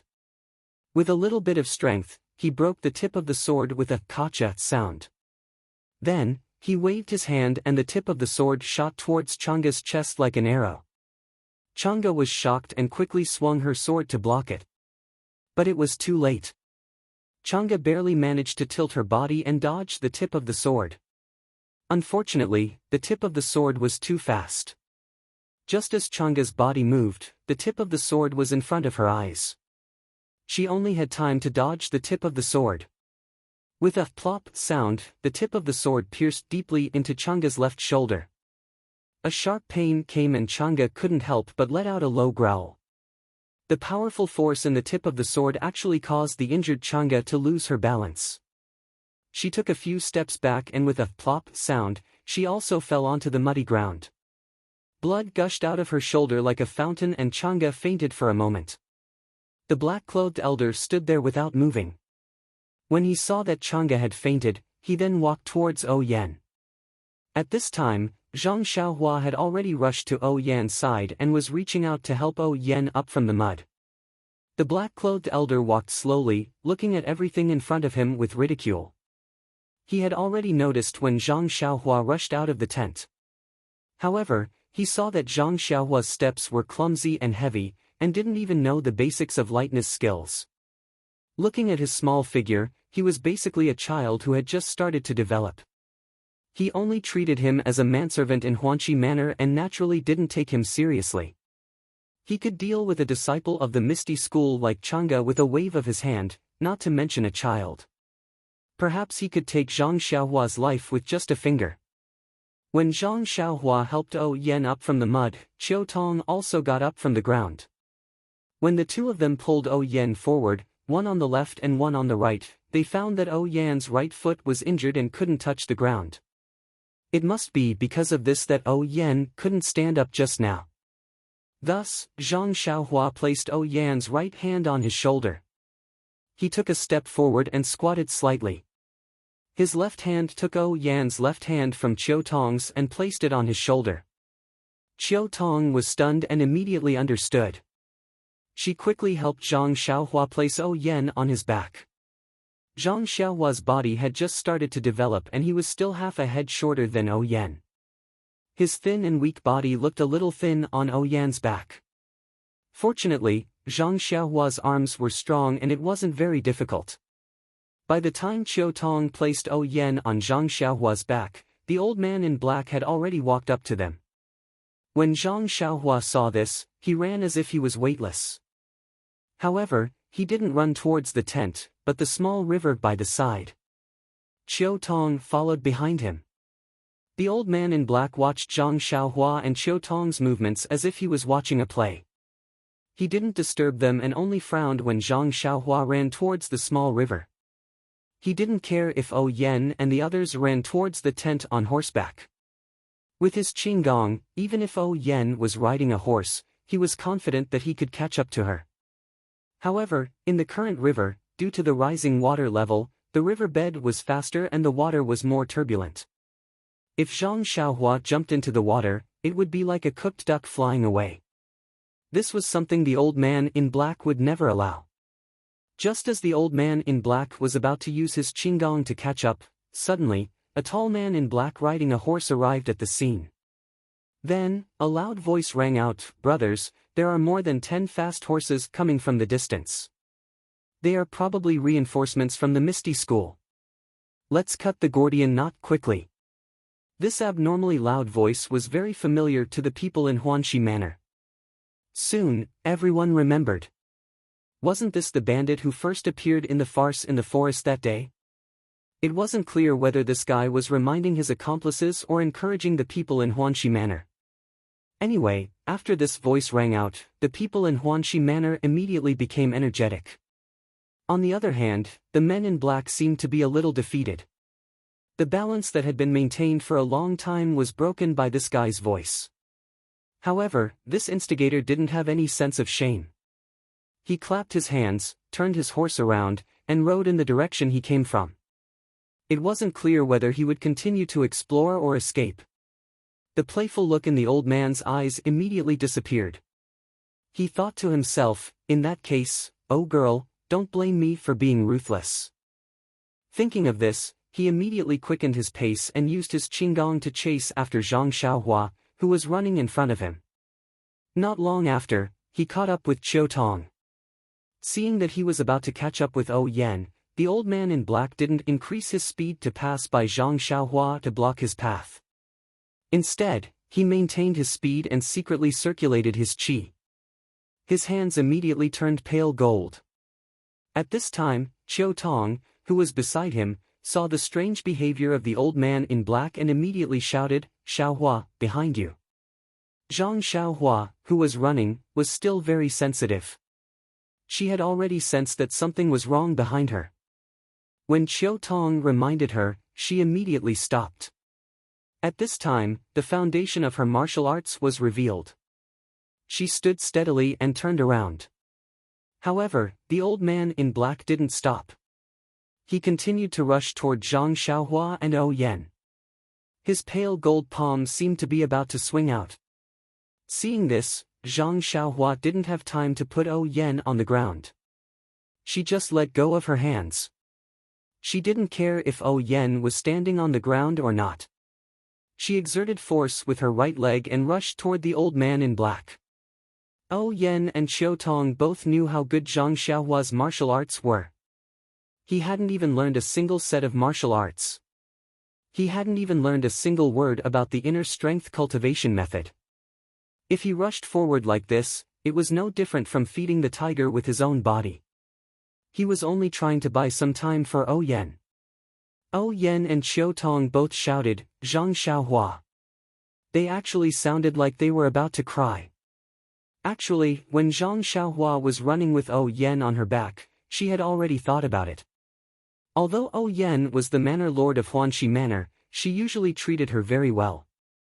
She had taken good care of him during his time in the manor, just like how Lu Qian cared about him in the past. Not only did she allow He Tianshu to teach him martial arts, she also allowed him to read her treasured books. She even allowed Peng to teach him the inner strength cultivation method. He couldn't repay her for all of these. In this situation, whether it was Lu Qian, Qiu Tong, or Yan, he would stand in front of them without hesitation. Even if there was a bottomless abyss in front of him. When Zhang Xiaohua rushed towards the black-clothed old man, he didn't blindly use his body to block the attack. His left hand skillfully took out the toy-like small sword from his chest. His left arm naturally displayed the fifth variation of the sword move that Elder Yu had taught him. A warm current flowed from his left arm and slowly moved forward along his left arm. The small sword also slowly pierced towards the black-clothed old man's throat. The black-clothed old man wasn't surprised to see Zhang Xiaohua turn around. He was somewhat surprised that Zhang Xiaohua had left Yan behind and rushed towards him. However, there was only a trace of mockery on his face. There were many people in this world who had lost their lives for justice. Today, there would be one more. This young man didn't have any martial arts at all. Against him, it was tantamount to a moth flying into a flame. When he saw Zhang Xiaohua take out a toy from his chest, the smile in his eyes became even brighter. How could this kind of child's toy hurt him? He originally wanted to ignore it and let it stab into his body. How could his iron cloth skill, which he had painstakingly trained for decades, be weak?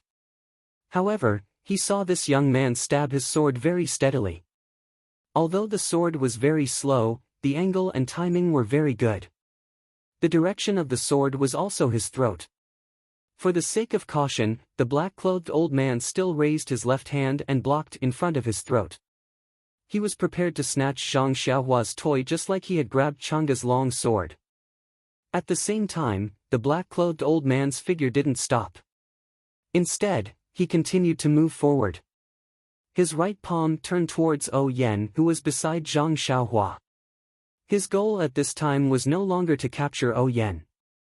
Instead, he wanted to kill her under his pale golden palm. Ou Yen and Xiu Tong had just finished shouting when they saw the black-clothed old man's palm. They immediately understood his intentions and couldn't help but turn pale.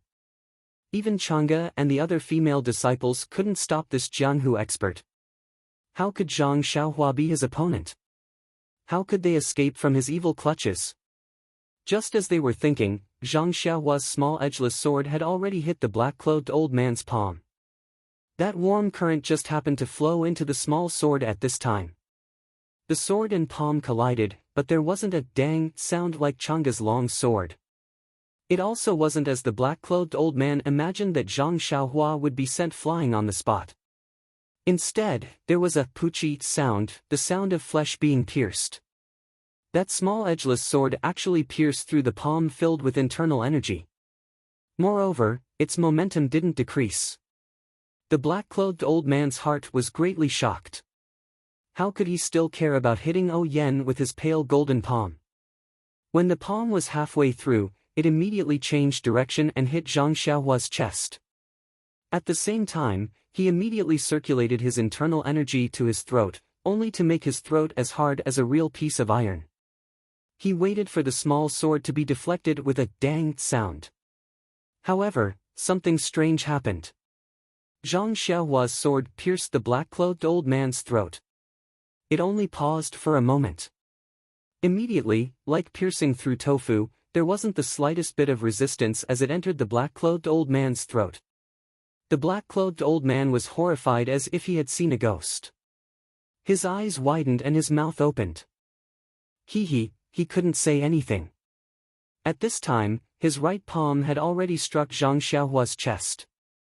However, following the piercing of Zhang Xiaohua's small sword, the strength in his palm had already lost 40% of its strength. However, how could Zhang Xiaohua withstand just 60% of his strength? Zhang Xiaohua flew out diagonally from the black-clothed old man's palm. She had already fainted in the air. She didn't have time to spit out the blood in her mouth. Even Ou Yen, who was beside her, was affected. She spat out blood from the impact of the black-clothed old man's palm and fell to the ground dispiritedly. As for the black-clothed old man, it was even worse. When his right palm sent Zhang Xiaohua flying, the small sword in his throat was immediately pulled out. Not much blood flowed out from his throat, only a bit of red. However, this bit of red was already enough to take the black-clothed old man's life. His bleeding left hand clutched his throat as he looked in disbelief at Zhang Xiaohua, who was sent flying in the air. His legs went weak and he fell to the ground. Before he died, his eyes were still open. He really died with a grievance. One sword. Just one sword. Zhang Xiaohua killed this nearly invincible black-clothed old man on the spot. Chapter 127. When the black-clothed old man flew into the camp using his Qinggong, Shernyo, and Qin, and he Tianshu wanted to break away from their opponents and go back to help Ou Yen. However, the black-clothed man had already figured out their situation. These three black-clothed men were specially sent to deal with the three people from the Misty School. Their martial arts were also extraordinary. In a hurry, they couldn't get rid of them. However, while everyone was fighting for their lives, they were also anxiously watching the situation at Ou Yan's side. Chang'e and the other female disciples' resistance, as well as Zhang Xiaohua's appearance, were all seen by the three people. However, the black-clothed old man's super strong internal energy and terrifying iron shirt martial arts. Even if Shernyo himself went up, he might not be able to gain an advantage. Therefore, the three people, including the disciples of the villa, were all disheartened. They were afraid that today, these people from the villa would be buried here. However, in the end, there was a major change in the situation. The Misty School actually had reinforcements. Especially Bandit Jia's loud voice, it reignited the desire to live in Huanxi Villa. The more they fought, the braver they became. On the contrary, the black-clothed men changed their strategy. They fought while retreating, approaching the horses outside the camp. The three black-clothed men who were fighting Shernyo and the others also had the intention to retreat. When the black-clothed old man used his qinggong to chase after Zhang Xiaohua, they all fainted and left the circle, leaping towards the horses. At this time, if Shernyo and the others wanted to keep these three people, it wouldn't be difficult. However, the three main forces of the Misty School weren't people who were fond of fighting. Their mission was to protect Oyen. Seeing their opponents retreat, they didn't chase after them and immediately used their qinggong to fly towards the black-clothed old man. In their minds, the black-clothed old man didn't immediately make a move at first. Instead, he used his qinggong to exhaust their fighting strength. His goal was to capture Oyen alive. Although they were far away from Oyen and definitely wouldn't be able to save her in time, if the three of them attacked the black-clothed old man together, they might be able to take Oyen back. Moreover, the reinforcements would be arriving soon. Perhaps it would be an elder from the school. This was Aunt Qin and the rest's wishful thinking. However, when they were still halfway there, they heard Qiu Tong's shout. Only then did they notice the black-robed elder's pale golden palm. The three of them were greatly alarmed. How was this elder going to capture Oyen alive? He was clearly going to take her life. Thus, the three's footsteps quickened. However, how could they cross such a distance in an instant? They could only helplessly watch as a tragedy unfolded. However, they had guessed the beginning of the story, but not the end. Until the black-clothed with Qiu Tong, they didn't know what had happened. They didn't know what had happened. They didn't understand. But they didn't know, worse, with O. By the time the three arrived at the scene, everything was over. Aunt Qin rushed forward to check on Oyen's injuries with Qiu Tong. Shernyo carefully walked in front of the black-clothed old man. He looked at his corpse from afar to confirm whether he was really dead. He Tianshu, on the other hand, looked in the direction Zhang Xiaohua had been sent flying to find Zhang Xiaohua. At this time, the group of black-clothed men who were still alive had already returned to their horses. They all mounted their horses. The people from Huanxi Manor didn't chase after them. They only held their weapons and stood in front of the campsite. The rain continued to fall. The sound of the rain couldn't cover the sound of horse hooves approaching. The three leaders who disguised themselves as robbers had all seen the black-clothed old man die. Although they didn't know what had happened, it was a fact that he was dead. It was very unrealistic for them to take Oyen's life with just the few of them, not to mention the Misty School's reinforcements that were about to arrive. Thus, the first leader thought for a moment. He waved his hand and gestured. He took the lead and galloped in another direction. The remaining black-clothed men ignored the corpses in the campsite and followed him. The people who were standing outside the campsite with swords and sabers couldn't help but cheer when they saw the black-clothed men leave.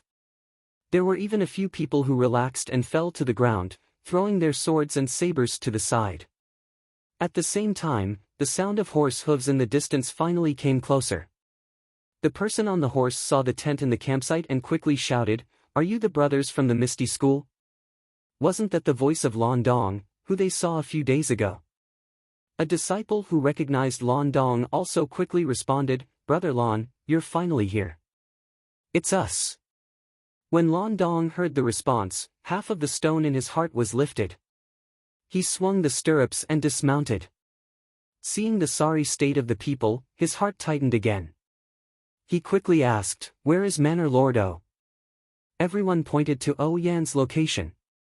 Lan Dong immediately rushed over, ignoring the mud on the ground. When Lan Dong arrived, Aunt Chin had already taken Oh Yan's pulse. Lan Dong saw that Oh Yan's eyes were closed and her face was pale. He anxiously asked, "How is Manor Lord's injury?" Aunt Chin frowned and said, "Her life should be fine. It's just that Manor Lord's body is weak to begin with. Now that she was injured by that old thief, her internal injuries are not light. She will need a long time to recover." Hearing this, Lan Dong's uneasy heart finally settled back into his stomach. At this time, the stone cow also walked over. Aunt Chin asked doubtfully, "Is that old thief dead?" The corner of the stone cow's mouth curled up. He said, "Yes, he's dead." A sword pierced through his throat. He couldn't be more dead. Yes, he died with his eyes wide open. Then he asked, "How is Manor Lord?" Aunt Chin smiled and said, "It's all thanks to Zhang Xiaohua blocking the palm for Manor Lord." The last palm was also aimed at Zhang Xiaohua. Manor Lord was only affected by it. It's no big deal. She'll probably wake up tomorrow. The stone cow was surprised. She'll only wake up tomorrow? This isn't serious. Aunt Chin said, "Isn't this much better than what we expected?" The stone cow also nodded and said, "That's right. It's all thanks to Zhang Xiaohua." Zhang Xiaohua? Lan Dong was puzzled. How come he had never heard of this name? From the sound of it, her martial arts must be very strong. However, there didn't seem to be this name among the martial uncles. Could it be an elder of the sect? Could it be that the elder had already arrived before him? That was impossible. He had rushed here from the town without stopping to rest. How could that elder fly here? Just as Lan Dong was surprised, Tianshu dragged his heavy steps out of the darkness and rushed over. As he ran, he shouted, "Zhang Xiaohua is missing. She probably fell into the river. Quickly find a brother who knows how to swim and look for her in the river." What? Zhang Xiaohua fell into the river? Aunt Chin, the stone cow, and Qiu Tong all cried out in alarm. Oh Yan was already seriously injured after being hit by the black-clothed elder's palm. That Zhang Xiaohua was hit in the chest by the pale golden palm. What kind of injury was that? With this kind of injury and falling into the rushing river, Zhang Xiaohua, could he still? Thinking of this, no one dared to think any further. Aunt Chin quickly said, "Shernyo, find a brother who knows how to swim and quickly search the surroundings. Lan Dong, send a group of accompanying brothers to ride along the river. See if there's anything along the way or in the river." Shernyo and Lan Dong received the order and stood up. However, Lan Dong only took 2 steps before turning back and asking, "Hall Master Chin, what does this Zhang Xiaohua look like?" Only then did Aunt Chin remember. How did Lan Dong know about Zhang Xiaohua? She quickly said apologetically, "She's just a 12 or 13-year-old child. She's seriously injured. You'll know once you see her." 12 or 13-year-old child? Lan Dong felt a wave of dizziness and wondered if Aunt Chin was wrong. Eldest sister Chin saw that Lan Dong was stunned and frowned. "She's just a teenager. Why aren't you going to look for her?" "Oh, okay. We'll send people." Lan Dong seemed to wake up from a dream and quickly got up to assign people. Only then did Aunt Chin and Qiu Tong carefully carry the unconscious Oh Yen back to the tent. The heavy rain poured down and the night was as dark as ink. Between heaven and earth, there was endless darkness. It was already past midnight, but Huanxi Manor's camp was still noisy. They had just been attacked and no one could guarantee that the enemy wouldn't come back again. Lan Dong only brought a dozen or so disciples, and they were all ordinary disciples with average martial arts skills. The black-clothed men had hurriedly retreated because Lan Dong's arrival had broken their advantage in strength. They didn't know how many people the Misty School had. More importantly, the black-clothed old man who was in charge of the situation was the most likely person to capture Oh Yen. However, he was killed by an inconspicuous youth. This disrupted the plan they had been planning for many days, and they had no choice but to retreat. If they had figured out the Misty School's current strength, they might not have returned immediately. Therefore, other than the injured disciples who had returned to their tents to rest, the other disciples' hearts were still beating fast and they were on high alert. Although Huanxi Manor's camp was near the river and it was already very unsafe, in this dark night, the enemy might still be spying on them. Many factors determined that they couldn't move rashly for the time being. They could only wait for the sky to brighten before making any plans.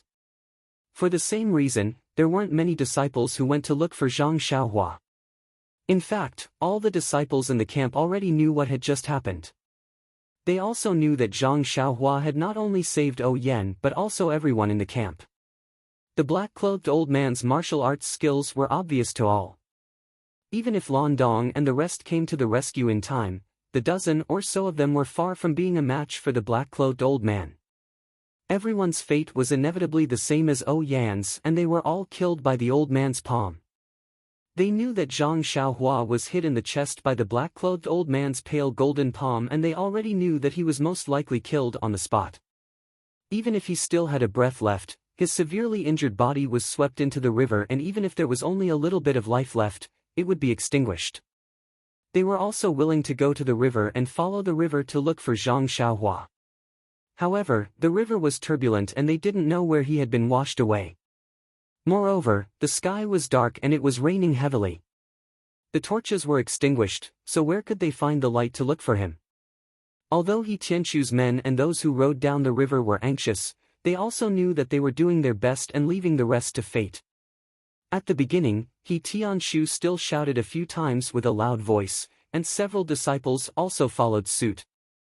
But suddenly, He Tianshu seemed to have realized something, and he shut his mouth and stopped shouting. At the same time, he also stopped the others from shouting. The disciples were very puzzled at first, and wanted to ask the reason, but when they saw He Tianshu's tense face, they didn't dare to ask more. After thinking about it carefully, they couldn't help but secretly admire He Tianshu. He was really worthy of being a captain. When they shouted like this, didn't they let the black-robed men know their whereabouts? Captain, he was really meticulous. He Tianshu didn't know that his position in the hearts of others had suddenly risen by a lot. He only thought about it blindly. Sigh, it's already past midnight. The disciples who went down the river to look for Zhang Xiaohua couldn't see far in the dark. Moreover, the safety of the campsite was more important. Therefore, they soon returned. When He Tianshu saw that they had returned, he stopped searching and called for those who were searching in the river and nearby to return to the campsite together. His heart was filled with sadness. When He Tianshu returned to the tent in the center of the campsite, Aunt Qin and Qiu Tong hurriedly came up to him with eager faces. They asked, "Did you find him?" He Tianshu shook his head silently. Qiu Tong's tears flowed down with a whoosh. She gritted her teeth tightly. Aunt Qin also muttered, "Poor child." Everyone was silent. After a while, He Tianshu asked, "Is the village lord all right?" Aunt Qin nodded and said, "He's all right. There aren't any changes. We can only know the specific situation when the doctor sees him tomorrow morning." He Tianshu said, "It's Zhang Xiaohua's wish that the village lord is fine. I'll go stand guard outside first. If the black-clothed man comes back, it'll be troublesome." He Tianshu was about to leave when the stone cow came in from outside.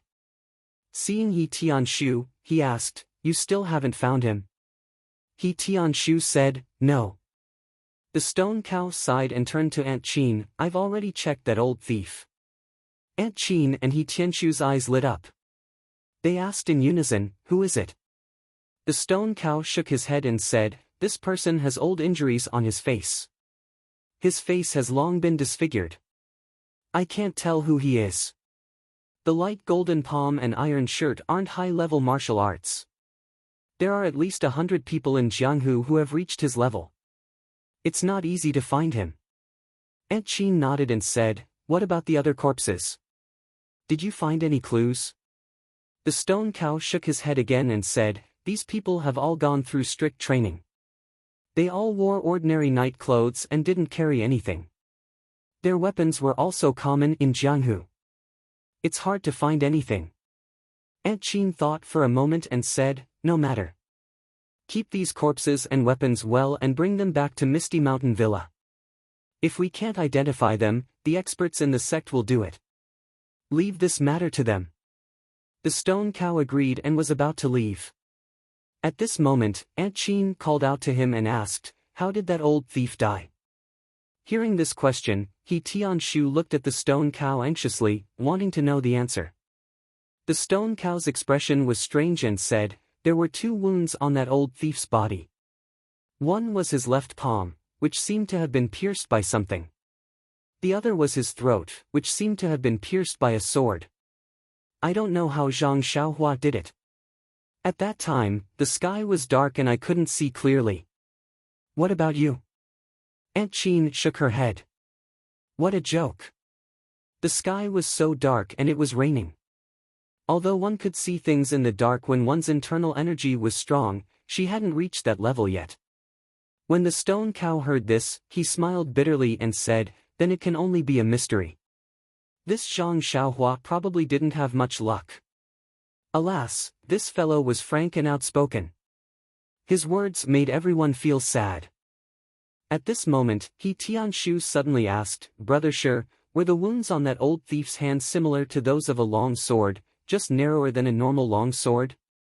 The stone cow was stunned and didn't understand why he asked this. He nodded and said, yes. He Tianshu's eyes lit up and asked again, then, were the wounds on his throat also smaller than those of a normal long sword? The stone cow seemed to understand this point and said, yes, brother He, you're right. Then what kind of weapon did these old thieves use to kill them? He Tianshu smiled bitterly and told them about the toy sword that Zhang Xiaohua was given to him when he bought the long sword. It was fine if he didn't talk about it, but after he talked about it, everyone was even more confused. That toy sword had no tip, so how could it pierce through the old man's throat? How could it pierce through the old man's palm? Don't forget, the old man practiced the light golden palm and the iron shirt. Even the sword of a female disciple like Chang'e couldn't pierce through the old man's body. How did Zhang Xiaohua do it? This was really a mystery. The sky finally brightened, but the rain didn't show any signs of stopping. Under the watchful eyes of the Misty School's disciples, the black-clothed man didn't return. Everyone couldn't help but let out a sigh of relief. That unbearable and unforgettable night was finally over. Oh Yen was still unconscious, but judging from her pulse, it was still very stable. This was considered a blessing in disguise. Since the village head was unconscious, Aunt Chin was naturally in charge of everything. They couldn't stay in this campsite any longer, and with Oh Yan's condition, it was probably impossible for them to go south. Moreover, there were still unknown black-clothed men hiding nearby. Even if Oh Yan was fine, Oh Peng, who was far away in Pingyang City, would definitely not agree to let Oh Yan go there again.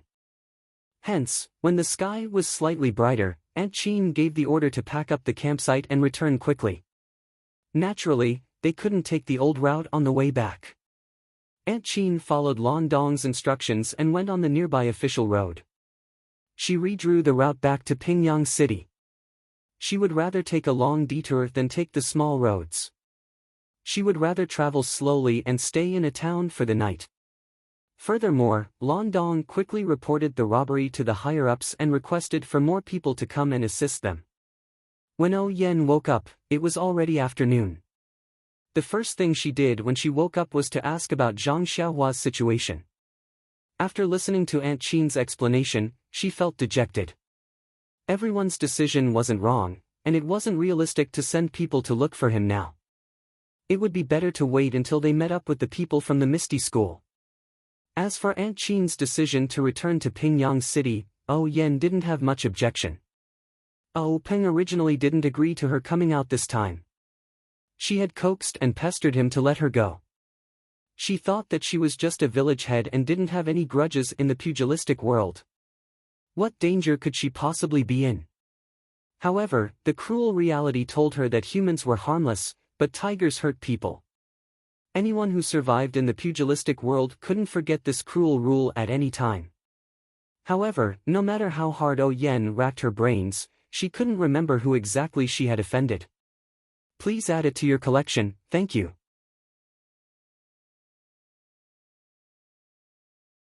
Chapter 128.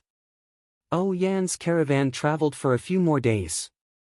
Although the sect's elders hadn't arrived yet, elite disciples from the Lotus Escort Agency and Misty School's strongholds in the surrounding towns had arrived.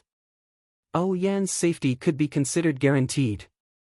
After that, Aunt Qin issued an order for the nearby sect's disciples to follow the river and search for Zhang Xiaohua's body.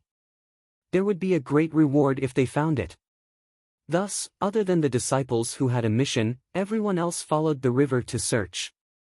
However, until the seventh day, when Li Jian, Li Laoer, Lu Qingyang, and Lu Laowu rushed over from Pingyang City and received Yan's carriage, there was still no news from Zhang Xiaohua. Was Zhang Xiaohua dead? Or alive?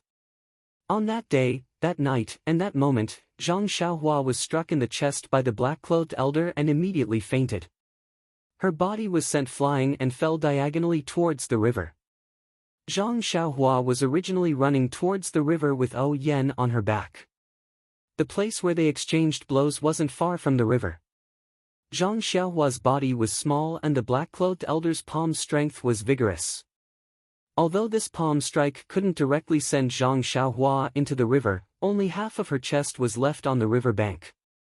At that time, the river was so turbulent. In less than a moment, the river water rushed towards Zhang Xiaohua's legs and dragged her into the river. By the time He Tianshu searched for her, Zhang Xiaohua had already been washed far away. Speaking of which, Zhang Xiaohua was lucky. If the black-clothed elder's palm strength had increased by just a bit, Zhang Xiaohua would have directly fallen into the river with a plop. Then, she would have sunk and been washed away. On the other hand, Zhang Xiaohua's legs entered the water first. Her upper body was dragged into the water, but her head was above water. Otherwise, even if she wasn't beaten to death by the black-clothed elder, the river water would have drowned her. The unconscious Zhang Xiaohua's body was extremely relaxed. Thus, it was very easy for her to float on the river. At this time, it was already midnight. The unconscious Zhang Xiaohua was once again in a flickering dream. However, it was unknown if he could see it. In the darkness, Zhang Xiaohua floated in the water and flowed down 3,000 feet with the current. However, this Zhang Xiaohua's drifting was different from others. Generally, when someone fell into the water, they would first float for a period of time. They would either sink into the water or reach the shore and be stranded there. This was what Aunt Qin and the others had imagined. Thus, they had the disciples search along the river. However, this Zhang Xiaohua was different. It was unknown whether it was because she was still small, or because her body was light, or because she was having a flickering dream. Her small body seemed to be weightless as she floated in the river. The small sword she held tightly in her left hand also seemed to have lost its usual weight. Zhang Xiaohua's body was like a floating wooden board. She was as fast as the current. Thus, when He Tianshu sent people to search for her the second time, Zhang Xiaohua had already been washed to an unimaginable distance. Later, the people He Tianshu sent only found a distance that they thought was far based on their experience. However, this far was something that Zhang Xiaohua had already surpassed. At daybreak, the rain still hadn't stopped. The river became even more turbulent. Zhang Xiaohua floated on the river like this for an unknown distance. When it was almost evening, Zhang Xiaohua finally floated to a roundabout bend in the river. It was unknown how far this place was from the place where Zhang Xiaohua had fallen into the water. Beside the river bend was a simple straw hut surrounded by a few fences. In the open space of the straw hut, there was a wooden frame that extended into the river. At this moment, there was a girl about 10 years old sitting there, holding a fishing rod in one hand and propping up her cheek with the other. Her eyes were listless as she stared ahead. The girl was wearing a light yellow dress and was very neat.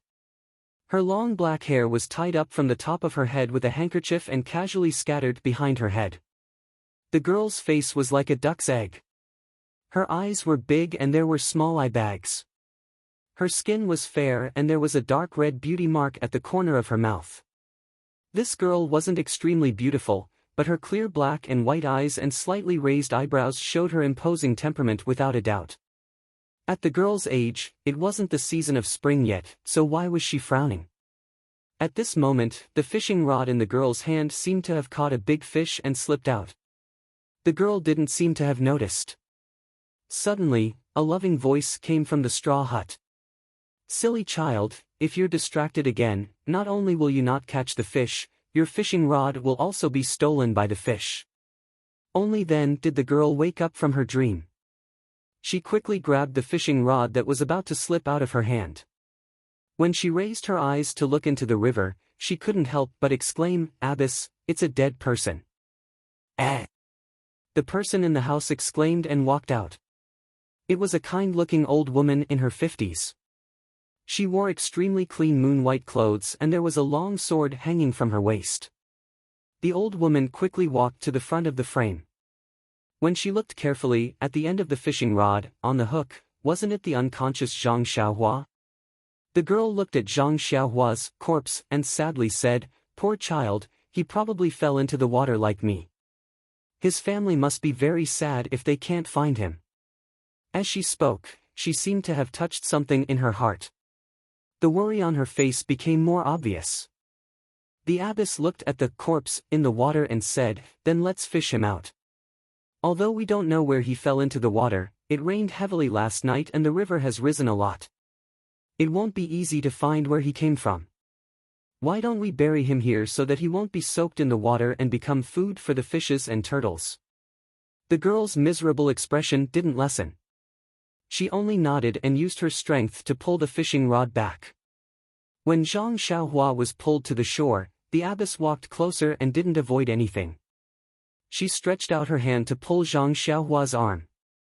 Fortunately, the frame on the water wasn't very high and the water had risen a lot today. The abbess leaned forward slightly and grabbed onto Zhang Xiaohua's arm.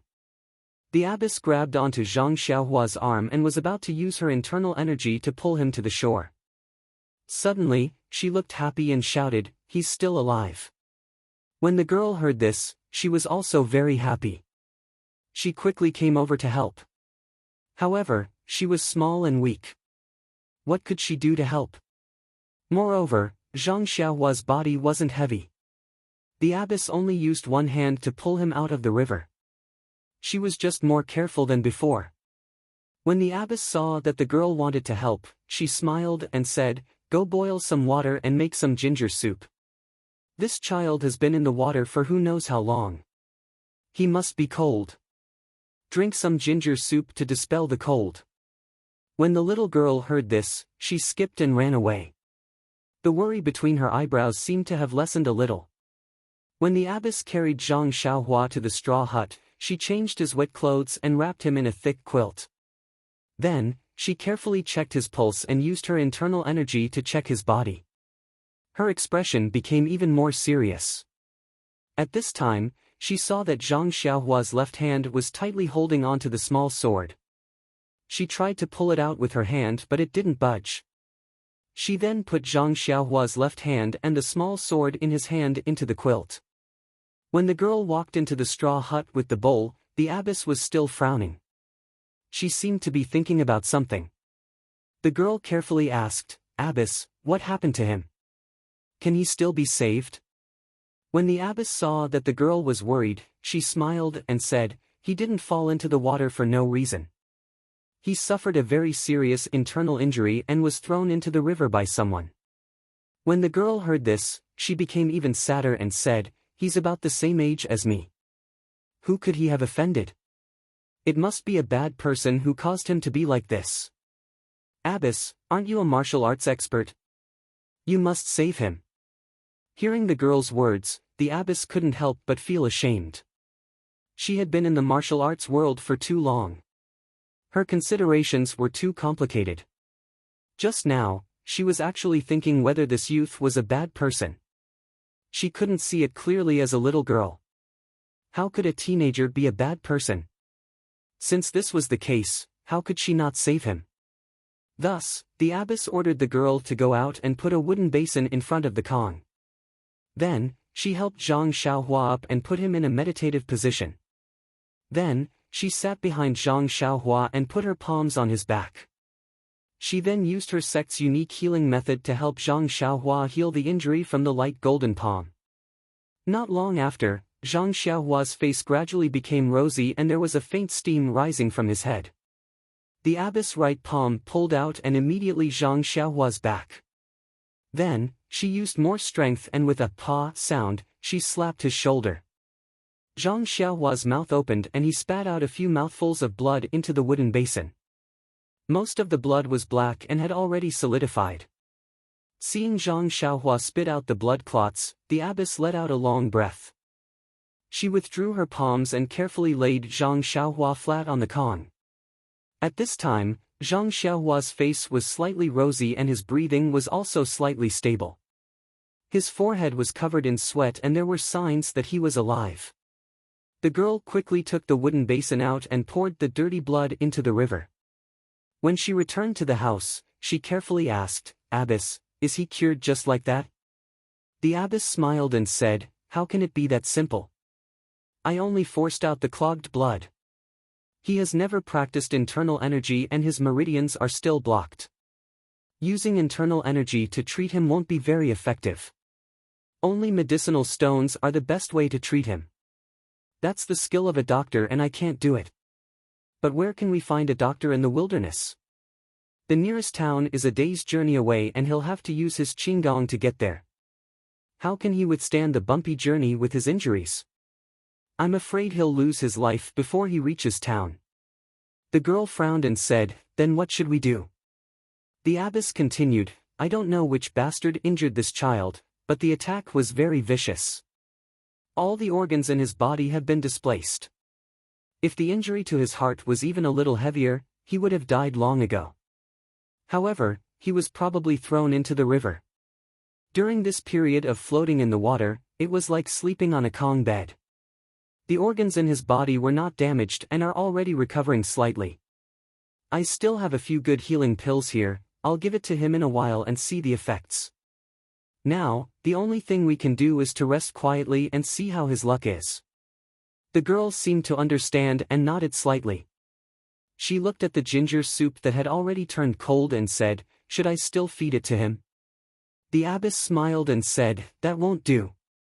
Just now, he thought he slipped and fell into the water. The ginger soup can dispel the cold, but now he has internal injuries. This ginger soup is something that stimulates the body. If we let him drink it, won't he die? You'd better change it to some plain water and feed him some pills later." The girl obeyed and went to get some plain water. The abbess took out a white porcelain bottle and carefully opened it. She poured out a thumb-sized black pill from the bottle and then pried open Zhang Xiaohua's teeth. She stuffed the pill into his mouth and washed it down with plain water. Seeing that Zhang Xiaohua still had the consciousness to swallow, the abbess became more confident. Zhang Xiaohua's arrival did not affect the abbess and the girls' lives too much. The abbess still went out in the morning and came back in the evening. She would only check on Zhang Xiaohua's condition at night and feed him a pill. The girl would stay in the straw hut and either stare blankly or wander around aimlessly. Most of the time, she would sit by the river with a fishing rod and fish with a lot on her mind. Only the river was turbulent every day. She did not know where it rained. However, nothing else appeared in the river and she did not catch any fish. A few days passed like this and the weather became colder. It was almost winter and the girl could not stand the cold. She already wanted to start a stove in the straw hut. The abbess's originally calm mood started to become irritated. Her brows would frown from time to time. She seemed to have encountered a huge problem. The girl seemed to have noticed the abbess's abnormal mood. She really wanted to ask but did not know how to start. That night, after the abbess fed the last pill to Zhang Xiaohua, the girl asked, "Abbess, your pills are gone. How are you going to feed him tomorrow?" The abbess took Zhang Xiaohua's pulse and sent a wave of internal energy into his body to check. She said, "There are only so many pills. If there is an effect, then it is enough. If there is no effect, then it is useless no matter how many pills there are." The girl was a little worried and said, "Then how is he now? Is there any effect? Don't let our Baba fish him up and bury him. That would not be worth it. The abbess smiled and said, saving people is the process. There is no guarantee that there will be an outcome. With a merciful heart, it is enough. However, you don't have to worry. This child recovered very quickly. It is beyond my expectations. His life should not be in danger. I just don't know why he has not woken up. If this goes on, it will not work. I still have to return to the sect before the end of the year. You also have to go with me. I cannot leave you in the deep mountains. But, if he still does not wake up, do we have to take him with us? The girl smiled and said, then let's take him with us. If you take me in, then I will take in another. The abbess patted her little head and said, you make it sound so easy. My sect has always taken in women and not men. Even if there are male disciples, they are mostly outer sect disciples. Moreover, I have never thought of taking in a male disciple. The girl spread out her hands and said, then we can only take him with us. We will send him to the nearest town and let him fend for himself. The abbess said, don't try to provoke me. Let's not talk about sending him to the town first. If he fends for himself, with his situation, once he reaches the town, he will self-destruct. The girl blinked and said, then, maybe he will be fine before you finish your task. The abbess smiled and said, there is no maybe. When I looked for that place, it was already. At this point, she suddenly realized something and smiled bitterly, saying, you little girl, if you want to ask, just say it. Why are you beating around the bush? However, this matter involves a lot of things. I cannot let you know for now. Even if others ask, you can't say anything more, understand? The girl said disapprovingly, I understand, abbess. I will keep your secret. The abbess knew that she did not take it to heart, but did not point it out. She continued, it seems that my task will not be completed this time. However, I have long been mentally prepared. I will continue to do it in the future. Let's wait a few more days. Looking at the time, we can still make it back to the mountain. The girl pouted and said, I will listen to you, abbess. I have nowhere to go anyway. The abbess patted her head and said lovingly, it's okay. You will have a place to go in the future. 2 days later, in the wee hours of this day, when the morning sun shone brightly, Zhang Xiaohua, who had been unconscious on the bed of the straw hut, suddenly opened his eyes. In his black eyes, a ball of light flashed and disappeared. Zhang Xiaohua, who had just woken up, looked at the unfamiliar cottage in front of him and felt very strange. However, after thinking for a while, he roughly knew how he felt.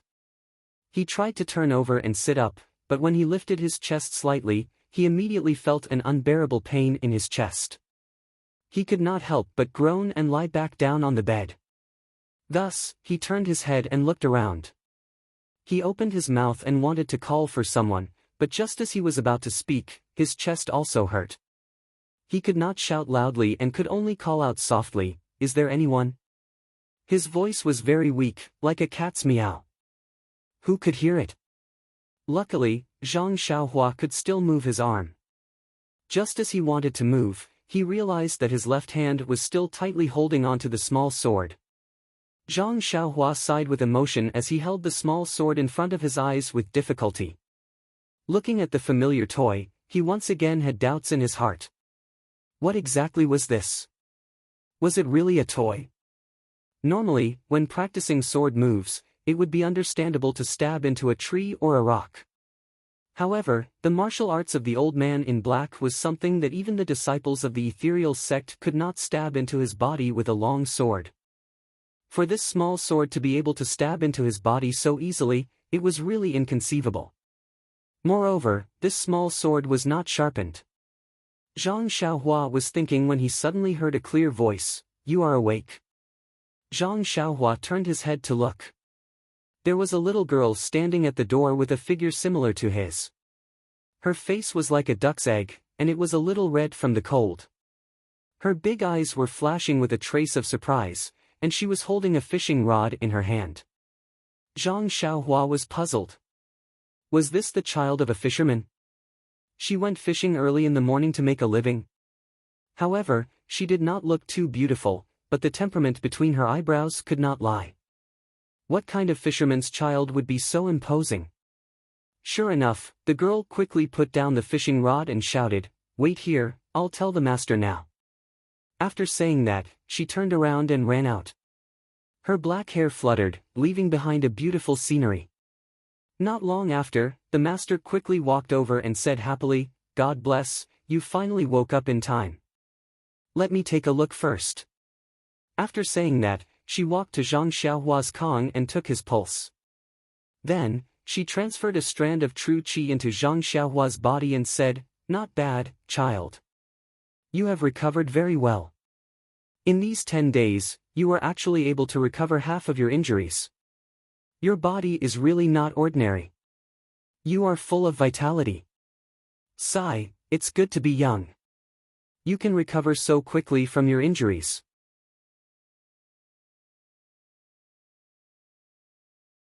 Chapter 129. Hearing that she had been unconscious for more than 10 days, Zhang Xiaohua cursed in her heart. The attack on the rainy night was still vivid in her mind. She didn't know how O Yen and the others were doing. That old man in black was probably killed by her, but were the people who came later really the Misty School's reinforcements? If O Yen and the others were out of danger, they must be looking for her. More than 10 days had passed, who knew where they had found her? She wanted to ask the mistress where she was, but she didn't even know where she had fallen into the water. She also didn't know how far she had drifted along the river. What was the point of asking? Thus, Zhang Xiaohua could only force herself to stay awake. She looked at the mistress and said softly, "Thank you, mistress, for saving my life." The mistress touched her forehead and said with a smile, "This child is really sensible. If you want to talk about saving your life, you have to thank this girl first. If it wasn't for her fishing you out, who knows where you would be drifting now?" "Fishing me out?" Zhang Xiaohua was stunned. She immediately remembered that she saw the little girl holding the fishing rod and immediately understood. She looked at the little girl beside her with gratitude and said softly, "Then I still have to thank Miss for saving my life." The little girl smiled faintly and said, "You're welcome. I only saw you. Fishing you out and feeding you medicine were all due to the mistress. I don't dare to take the credit." Zhang Xiaohua thought for a moment and said, "No matter what, I still have to thank the mistress and miss for their kindness." The mistress saw that Zhang Xiaohua was a bit tired and said, "All right, since you're awake, take your time to recuperate. We can talk about these things later. Sleep for a while first." When Zhang Xiaohua heard this, he nodded his head slightly. He had only said a few words when he felt that his body was drained of energy. He just wanted to sleep. When he heard the abbess's instructions, he quietly closed his eyes and fell asleep not long after. When Zhang Xiaohua woke up again, it was already evening. With the little girl's help, Zhang Xiaohua struggled to eat something. Only then did she regain some energy. Not long after, the mistress also returned. Seeing that Zhang Xiaohua had woken up and was in good spirits, she was also full of joy. The mistress helped Zhang Xiaohua sit up and put the quilt behind his back. Then she put him on the quilt and the three of them began to talk. Naturally, the mistress asked about Zhang Xiaohua's origin. Zhang Xiaohua thought for a moment and said, "Mistress, my name is Zhang Xiaohua. I work in a Chinese medicine field in a mountain villa. This time, I went to the south with the owner of the villa to do something. On the way, we were attacked by bandits at night. I was beaten by an old man in black and fell into the river. As for the exact location of the villa and the owner's name, when I left the villa, someone specially told me not to reveal my whereabouts. I don't know their exact whereabouts now, but I think it's best to keep my promise and not tell you. What do you think?" In fact, the mistress didn't mean to get to the bottom of it. She was just asking. Seeing that Zhang Xiaohua kept his promise, she was happy in her heart. She had been in the Jianghu for so many years, and it was rare to see such a simple child. Of course, the mistress didn't mean to make things difficult for Zhang Xiaohua. Just as the mistress was about to speak, the little girl next to her laughed out loud and said, "Xiaohua, your name sounds nice. Why does it sound like a girl's name?" "Xiaohua, Xiaohua, it reminds me of the little white flower on the top of the mountain." This was the second time that Zhang Xiaohua heard others say that his name was funny. However, seeing the little girl's flower-like smile, he didn't have any bad feelings. He only said weakly, "I don't think there's anything wrong with the name my parents gave me." "Then, what's your name?" This was a very ordinary sentence, but in the little girl's ears, it was like a thunderbolt. The little girl's face turned pale. She bit her lips and held back her tears. Under the mistress's pitiful gaze, she said, "I don't know what my name is. I seem to have forgotten everything, but at the same time, I remember everything. But I just can't remember. My previous life seemed to be a dream. I can't explain it clearly." The mistress sighed and said, "I met her some time ago in the barren mountains. At that time, she was also unconscious. When she woke up, she had forgotten everything. She didn't even know her name." Zhang Xiaohua smiled and said, "Mistress is really a good person. You saved me and this little girl in a row. Your merit is boundless." "That's right, little girl. Since you were in a dream before, now that you've woken up, you have a new life. You should be happy. If you don't have a name, you can give it a new one. I think no matter if it's in a dream or not, you only need to keep your true self. How about I call you Meng?" When the little girl heard this, her eyes lit up. She smiled and said, "Meng, that's right. All living things are dreams. I'm no exception. From now on, I'll be called Meng." "Hee, thank you, Zhang Xiaohua." The mistress clapped her hands and said, "That's right. Zhang Xiaohua, you look like a scholar. How come you're a farmer?" Zhang Xiaohua said embarrassedly, "My family was poor since I was young. When I was young, I wasn't smart. My father didn't let me study much. During this time, I read a lot of books, so I know some things. Little Meng saved me, so giving me a name can be considered as forming a good karma." Then, Zhang Xiaohua said embarrassedly, "I still haven't asked for Shirtai's name. I'll remember it in my heart and repay you in the future." The Shirtai said with a smile, "Actually, you're not a person of Jianghu, so there's no harm in me telling you. However, for some reason, you only need to remember that my name is Jing Xian. And during this time, it's best to remember it in your heart and not tell others." Zhang Xiaohua said solemnly, "I know, Shirtai. Everyone has their own privacy and secrets. We should all give each other some space.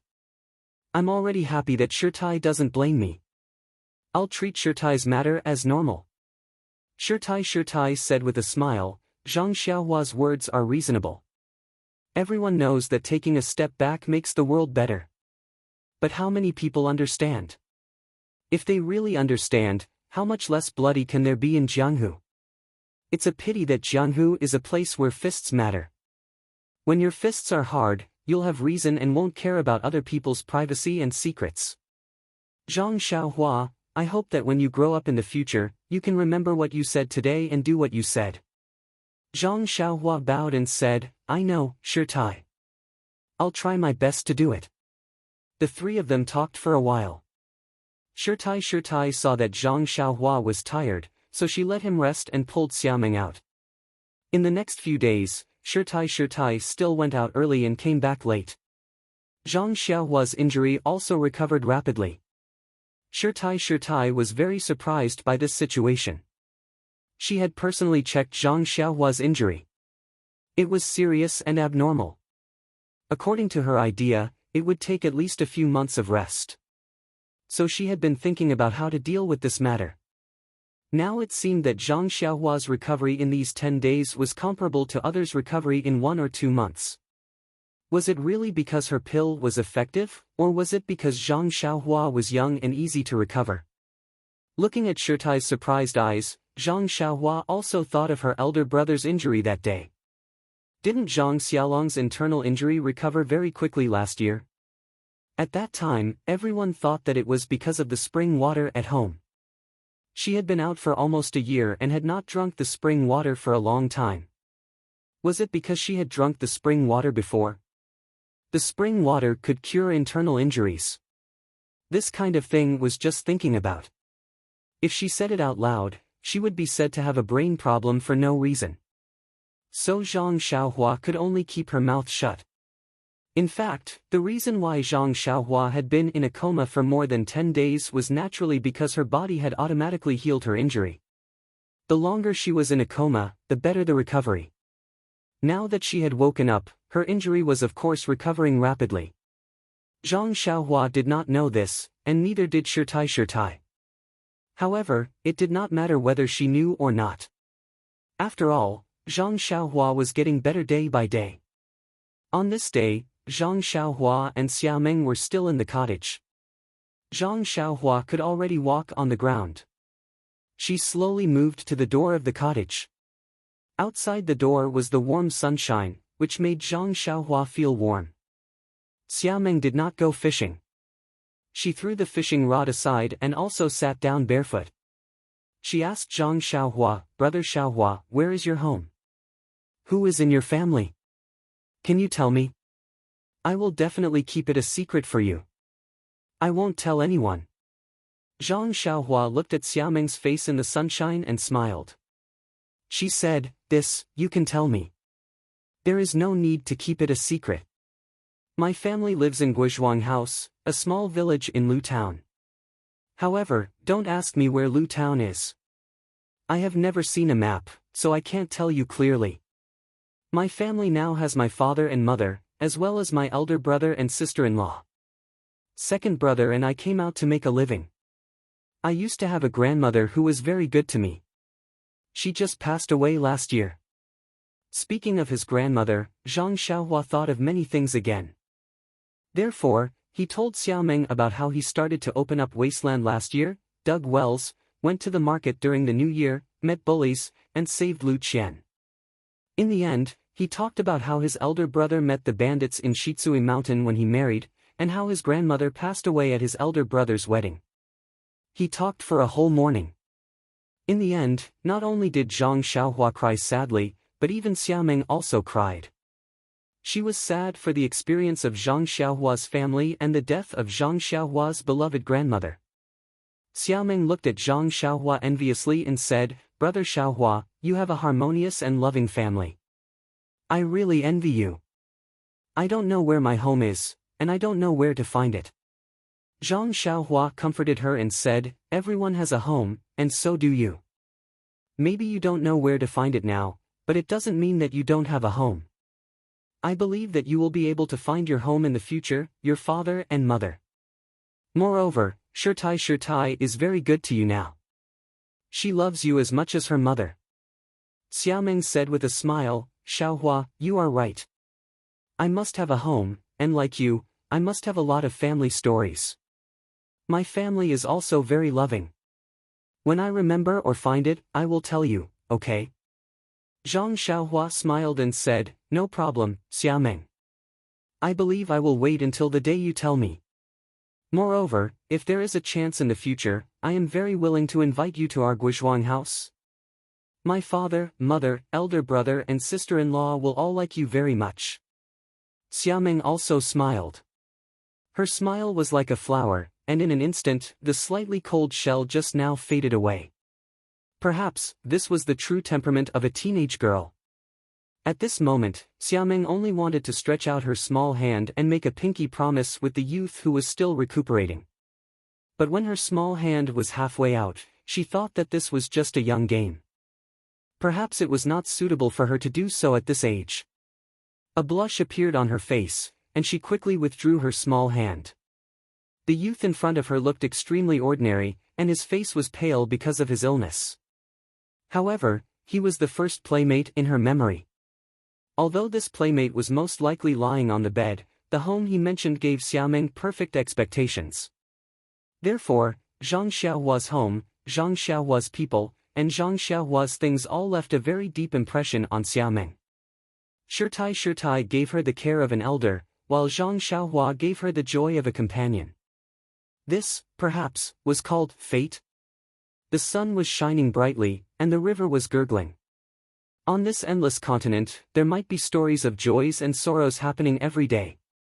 However, at this time, it belonged to the boys and girls beside the cottage. Only with support and trust would there be hope and a future. That night, Shirtai came back very late. He also looked extremely tired. However, Zhang Xiaohua and Xiaomeng had never been nosy people, so they did not ask much. The next day, Shirtai did not go out, which was unusual. Instead, he called Zhang Xiaohua and Xiaomeng to the cottage. Zhang Xiaohua had a premonition. As expected, Shirtai first checked Zhang Xiaohua's injuries, and then said, "Zhang Xiaohua, your injuries have stabilized. There are no major problems. In the future, you just need to rest." Zhang Xiaohua hurriedly bowed and said, "This is all thanks to you, Shirtai. Thank you so much." Shirtai smiled and said, "You are still so polite. We have lived together for more than 10 days, and I even see you as my nephew. Don't mention the words of thanks again. However, the end of the year is approaching, and I can't stay here any longer. Tomorrow, we will set off for the encampment of our sect. Xiaomeng will go with me. What about you? What are your plans?" Zhang Xiaohua thought for a moment and asked, Shirtai, what do you think I should do?" Shirtai said, "Your injuries are not serious. You can barely go with us. There may be changes on the way, but with me, it won't be too serious. I can put you in the nearest town, and then you can make your own plans. You can find a way back, or you can recuperate in the town." Zhang Xiaohua asked again, then, Shirtai, I want to ask again. Xiaomeng, what are your plans?" Shirtai smiled and said, "As for Xiaomeng, I plan to take her back to the sect first. Her aptitude is average, and she is old. Although it is not suitable for her to practice martial arts, it is not difficult for me to take her in with my status. Let's not talk about practicing any peerless martial arts. As long as she can protect herself and live a stable life in the future, it will be enough." Xiaomeng had been worried about her future, but she was indifferent and sometimes was too lazy to ask. This time, when she saw Zhang Xiaohua asking for her and Shirtai thinking for her so thoroughly, her eyes could not help but turn red. She walked to the Shirtai, pulled her sleeve, and said, Shirtai, thank you." Shirtai lovingly touched Xiaomeng's head and said, "Xiaomeng, it is my fate to meet you. Looking at you now, you have the shadow of me in the past. Since I have some ability to take care of you, I am naturally willing to help you. In this Jianghu, it is not necessarily full of schemes and tricks. There is also warmth." Xiaomeng seemed to understand and nodded. When Zhang Xiaohua heard that there was such a good thing, he cried, "Shirtai, you accept one disciple, 2 disciples are also accepted. Why don't you accept me as your disciple?" Shirtai smiled and said, "Although there are male disciples in our sect, they have never been pro-disciples. Male disciples also belong to the outer sect. I can't accept male disciples. If you are willing to go to our sect, I can consider finding someone to accept you. However, you are old and have passed the best time to practice martial arts. This martial art may not be able to succeed." Zhang Xiaohua's heart was cold. Why did these masters have this argument? Forget it. Thinking of Yan's promise, he was still a little disheartened and said, "I just want Shirtai to teach me. If it is someone else, then forget it." Shirtai said, "You child, to be able to enter my sect, even if you are an outer sect disciple, the requirements are extremely high." However, she didn't want to say the name of the sect, nor did she want to force Zhang Xiaohua, so she didn't say anything more. Zhang Xiaohua said again, "Abbess, I've thought about it and decided that I won't follow you to the nearest town. As you said just now, there are still some problems. First, I'm afraid that if anything happens, it will affect your plans. Second, if you bring me along, won't it also affect your itinerary? I'll just stay here and recuperate from my injuries. Besides, this place is near the river, so my companions might find their way here in the next few days. If I leave now, won't I miss them again?" Shirtai was silent for a moment and said, Zhang Xiaohua, what you said makes sense. It's better to be quiet than to move. You'd better recuperate here.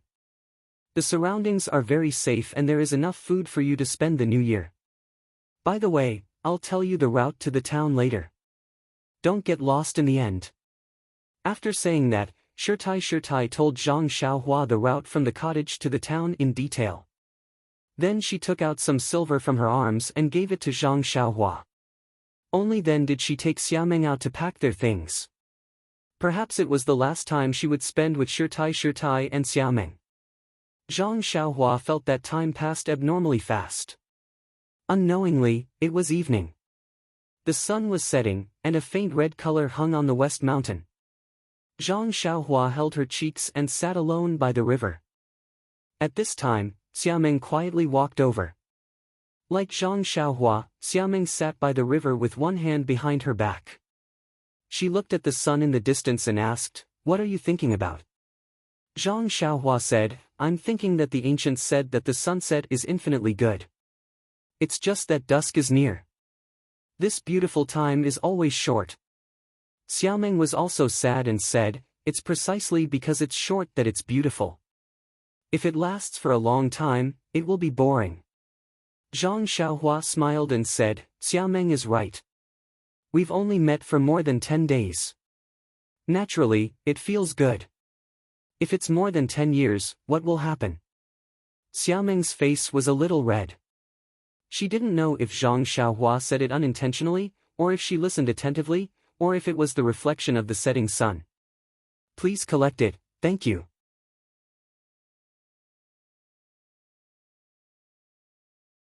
Chapter 130. In fact, Xiaomeng was still thinking too much. Zhang Xiaohua was just expressing his feelings. He didn't have any girls to play with since he was young. These 10 days were when his body was at its weakest. Suddenly, there was a girl around his age who took care of him and talked to him. He felt very good. Naturally, he would think about how it would feel after a long time. How could he know anything now? Of course, he didn't know what was the first awakening of love. Then, Zhang Xiaohua said, "It can be considered fate to accompany you in this wilderness. However, after parting today, I don't know when we will meet again." Looking at Shirtai's intention, you have to practice martial arts well. When your martial arts are great, when you go to Jianghu to do chivalrous deeds, you may be able to meet again. Xiaomeng thought and said, "Gid Xiaohua, I don't know which sect Shirtai is in. Can you tell me where you are?" Zhang Xiaohua was silent and said, "I didn't join any sect. I only practice some incomplete fist techniques. As for other things, I told you everything I can. This is related to the safety of some people. It's better if I don't say." Poor Zhang Xiaohua. Why didn't he know anything about a girl's thoughts? Can't you just say a few more words? However, it was his behavior that made Xiaomeng feel that he was different from others. Xiaomeng nodded and said, "I know that Xiaohua Gij is from Lu Town and lives in the Guizhuang house." That's enough. Then, Xiaomeng bit her lower lip.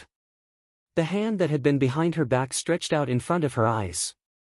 She said to Zhang Xiaohua with a trembling voice, "Xiaohua Gij, after parting today, I don't know when we will meet again. I found this in my own purse. I carry it with me. I don't remember its origin, but it looks a little familiar. It must be something that belongs to me. Now, I will give it to you as a souvenir." When Zhang Xiaohua looked carefully, he saw that the jade-like girl was holding a pair of pearl hair clips. He couldn't help but be shocked. He waved his hand and said, "How can I dare to accept such a precious thing?" Xiaomeng said angrily, "What's so precious about it? Was it because it was valuable? But even if it was worth a lot of money, if no one used it, how much money would it be worth if it was casually thrown away? But even if it was a worthless item, if someone cherished it, wouldn't it be more valuable than this item that no one wanted? If you don't want it, I'll just throw it into the river." After that, he was about to throw it away. Zhang Xiaohua saw this and hurriedly said, "Don't throw it away. I'll take it." He hurriedly caught it with his hand and muttered in his heart, "This is worth 4 or 5 taels of silver. Wouldn't it be a pity to throw it into the water for no reason?" How could Xiao Meng hear his thoughts? Seeing him take it, she also smiled sweetly. However, after that, Zhang Xiaohua rummaged through his body. Then, he awkwardly took out his toy sword and handed it to Xiao Meng. Xiao Meng didn't know why, but she reached out to take it. Unexpectedly, the toy was very heavy. She wasn't careful and almost slipped to the ground. Xiao Meng used her strength to hold it in her hand. Then, she heard Zhang Xiaohua say apologetically, "The ancient said that it was impolite to come and go. But after searching all over my body, I only have this one thing. How about I give it to you as a souvenir?" Xiao Meng looked at this abnormally heavy and black thing. She didn't know whether to laugh or cry. She said, "Such a precious thing, how do you want me to hold it?" The word heavy was pronounced very heavily. Zhang Xiaohua scratched his head and spread out his hands. He said, "But I only have this one thing." Xiao Meng saw that he really gave it to her. Her eyes turned and she said with a smile, "Then I'll accept it. However, this little thing is too heavy. It's not convenient for me to hold it. How about I leave it with you first?" After saying this, she laboriously handed it over. Zhang Xiaohua tilted his head and thought for a moment. Then, he took it and said, "Then it's a deal. From now on, this thing is yours. I'm just temporarily keeping it." Xiao Meng smiled and nodded. But when Zhang Xiaohua put the small sword into his arms, he still felt that it wasn't appropriate. He tilted his head and thought for a moment. Then, he patted his forehead and said, "Got it." Then, from the pair of pearl hair clips in his hand, he took out one and gave it to Xiao Meng. He said, "You give this pearl hair clip to me. It's mine. I'll give you another one. How about we each take half?" When Xiao Meng heard this, her face flushed red. It seemed that blood was about to drip down. She looked at the pearl hair clip in her small hand. She didn't know whether to take it or not. She just wanted to give her first playmate a souvenir. But this Zhang Xiaohua seemed to have misunderstood something. If this pair of pearl hair clips was taken by a man and a woman, what would it become? What did it mean? Was Zhang Xiaohua hinting at something? Should she take it or not? Should she explain it to him? She had a trace of affection for Zhang Xiaohua, but it shouldn't be to this extent. It seemed that whether to take it or not was a problem. However, immediately, Zhang Xiaohua's words fell into her ears. "This pair of pearl hair clips is worth 4 taels of silver.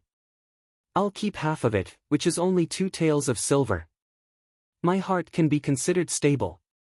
Xiao Meng's face was still red. She fiercely glared at Zhang Xiaohua, stamped her feet, and snatched the pearl hair clip from Zhang Xiaohua's hand. She rebuked, "Stable your dead head." After that, she turned around and ran back to the cottage. Zhang Xiaohua couldn't help but be stunned on the spot. He murmured, "Wasn't it fine just now? I kindly gave you a pearl hair clip. How did it become like this?" Then, Zhang Xiaohua subconsciously looked at the sky and muttered, "It's not raining today. Why are you in such a hurry to go back? You don't need to take the clothes." Until the night's rest, Xiao Meng's face was as cold as ice. She didn't give him any smile. Zhang Xiaohua didn't know what he had done to offend her. When he woke up the next day, Zhang Xiaohua found a small cloth bag beside the Kong. He opened it and saw some scattered silver inside. He couldn't help but feel a little warm in his heart. At the same time, he also had a bad premonition. So, he took the cloth bag and hurried out. Sure enough, the house was empty. Shirtai and Xiao Meng had left long before dawn. Zhang Xiaohua held the warm cloth bag in his hand. He understood that Shirtai was really a good person. He had already given him some silver yesterday. Now that he was leaving, he was afraid that he wouldn't have enough. The next time he saw him, he must pay him back double. However, he didn't notice that the cloth bag with silver was Xiao Meng's handkerchief. This was normal. As long as it was something with silver, he would only look at silver. Zhang Xiaohua stood at the door of the cottage and was stunned for a moment. Then, he came back to his senses and went back to the house in disappointment. When the Shirtai left, she must have come to his house to say goodbye. However, she couldn't wake him up. He must be surprised. This was also good. He left quietly and didn't take away any clouds. He didn't want to hold hands and look at each other with tears. He was speechless. At this time, a person dozens of miles away was also thinking, why does Zhang Xiaohua sleep like a pig? He doesn't wake up no matter how I call him. There were usually 3 people in the cottage. Suddenly, there were 2 less people. The loneliness increased greatly. During this time, Xiaomeng didn't leave his side and often talked to him. Although Shirtai didn't appear in the cottage usually, Zhang Xiaohua could always see her sooner or later. So, he felt that there were people in the cottage usually. Today, he was left alone in the cottage. He felt bored every moment. Since Zhang Xiaohua learned how to read, he had been using books to pass the time. Now, where would there be books in this shabby cottage? So, he came to the open space in front of the cottage again. He wanted to get into a posture and practice the Big Dipper magical fist. However, after just a few moves and some twists and turns, he felt a sharp pain in his body. He had to stop with cold sweat on his face. What should he do? However, Zhang Xiaohua saw the small mountain not far from the cottage and had a new idea. He had been in the cottage for a long time, but he had never stepped out of the cottage. Now, it was the same. It was a good thing to go to the back. So, not long after, Zhang Xiaohua took a small stick that he found in the cottage and used it as a crutch. Holding it with his left hand, he walked to the back of the cottage step by step. However, just as he turned around the cottage, he found that there was a very high hill behind the cottage. With his current illness, it would be difficult to climb over. Zhang Xiaohua had no choice but to walk along the side of the hill. He just wanted to find a place where the slope was slightly lower. As expected, after walking for a while, there was a place where the slope was slightly lower. Zhang Xiaohua looked around and carefully climbed up with the help of the small stick. When he reached the top of the hill, he saw a different scene. This was a flat land full of trees. The bleak winter wind blew all the trees in his eyes, leaving only bare branches reaching to the sky. The ground was full of fallen leaves and weeds. The hill that he saw in the cottage was at the end of his vision. It was also the end of the forest. At a glance, he didn't know how far it was. Zhang Xiaohua walked along the high hill for a while and found a place where he could go down. Then, he slid down the high hill. The forest was full of fallen leaves. It was very comfortable to walk up. Zhang Xiaohua looked around and walked forward. There were some birds chirping in the forest. The chirping was very moving. Occasionally, there were the sounds of small animals jumping between the branches. Zhang Xiaohua heard it clearly. They should be squirrels. Even after walking for a while, he heard the hurried sounds of leaves and weeds in the forest. At first, Zhang Xiaohua thought that there were people walking like him, but the sounds were hurried and intermittent. After listening for a while, he suddenly realized that it was probably some rabbits looking for food for winter. Thinking of small animals, Zhang Xiaohua couldn't help but swallow his saliva. Life in the cottage was very peaceful. They didn't even have to eat meat. It had been a long time since he smelled meat. He was craving it. If he could catch a rabbit or something like that to eat, how good would that be? But what about his own injuries? Zhang Xiaohua looked at the small walking stick in his hand and gave up this idea for the time being. Zhang Xiaohua continued forward for a while and looked up at the small mountain again. It was still not far away.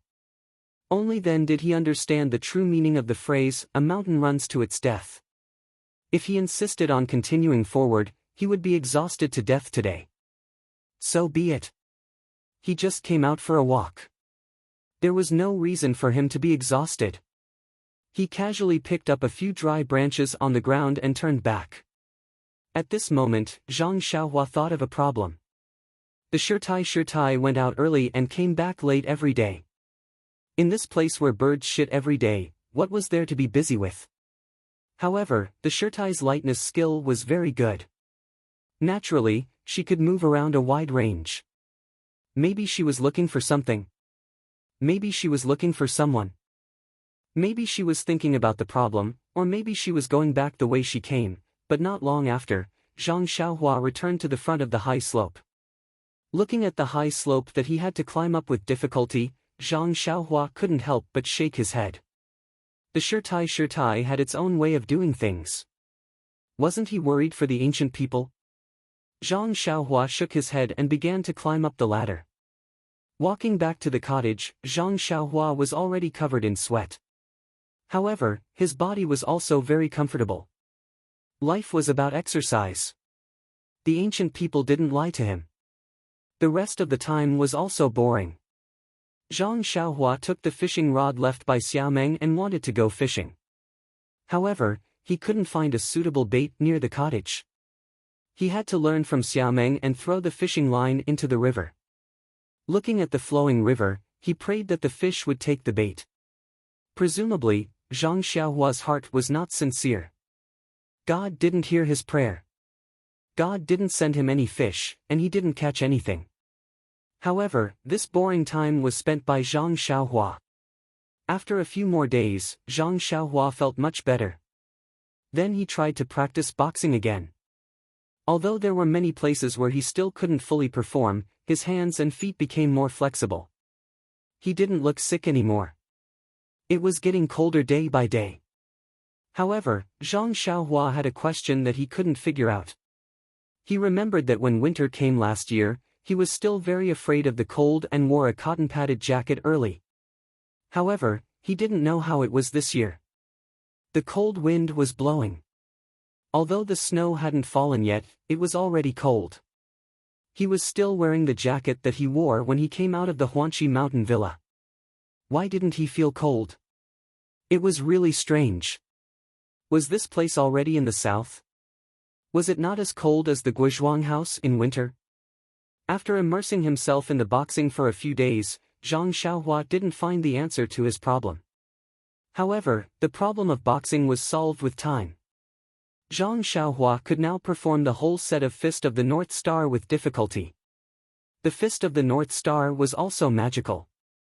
No matter how slow or fast Zhang Xiaohua's speed was, as long as he practiced it over and over again, the flow would definitely appear by the 9th time. Of course, the difference was still in the amount of the flow. In the past, when Zhang Xiaohua practiced boxing in the mountain villa, he could only produce 3 different flows of hot and cold in the morning and at night. Since he didn't have to farm in the cottage, he spent all his time practicing boxing. However, after repeated practice, he found that the flow didn't appear without limit. Zhang Xiaohua practiced boxing 81 times a day. After 9 flows appeared in his body, no matter how fast or slow Zhang Xiaohua practiced boxing, the flow would never appear again. Could it be that the flow could only appear 9 times a day? Actually, in addition to practicing boxing, Zhang Xiaohua also tried to practice the sword moves that Elder Yu taught him. This time, he was able to kill the black-robed old man in the night attack completely because of this sword move. Zhang Xiaohua deeply understood the importance of these 16 life-saving changes. How could he not practice properly? Unfortunately, this sword move couldn't be compared to boxing. It was basically flashing and moving in the air. After practicing for a while, Zhang Xiaohua immediately felt that his body couldn't take it anymore and stopped. However, it wasn't without results.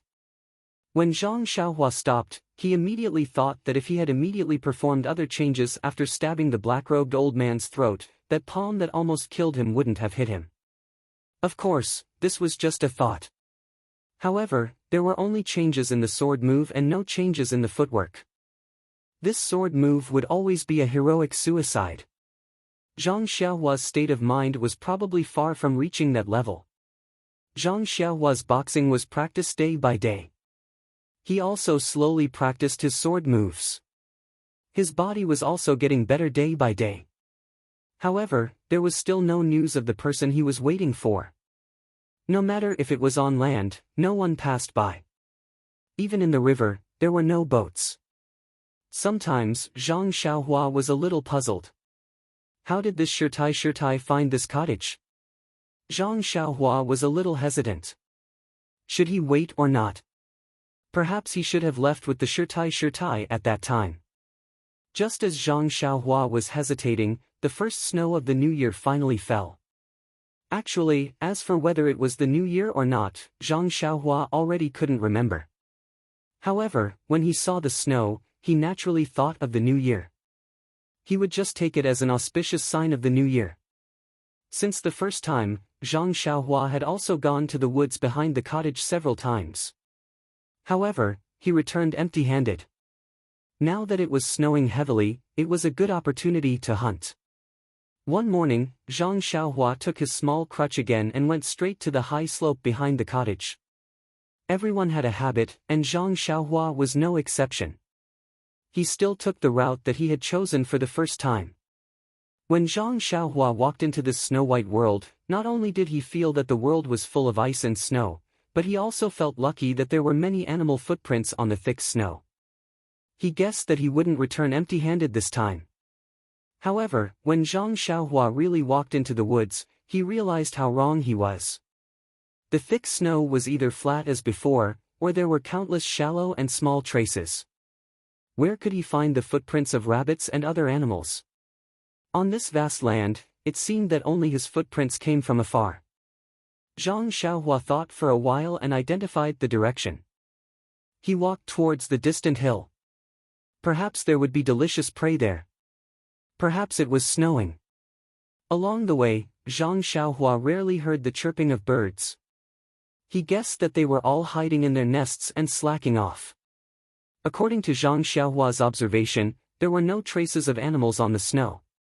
However, there was nothing strange. The snow was still falling. Perhaps it had been buried long ago. After walking for a while, the hills still seemed to be far away. However, this time Zhang Xiaohua was determined. Thinking of hunting there, he didn't give up early like the previous times, unless he could find rabbits in the woods. However, cunning rabbits always had 3 burrows. How could Zhang Xiaohua, who didn't have much hunting experience, find them? Therefore, the greedy Zhang Xiaohua could only trudge on the snow with difficulty. Please collect, thank you.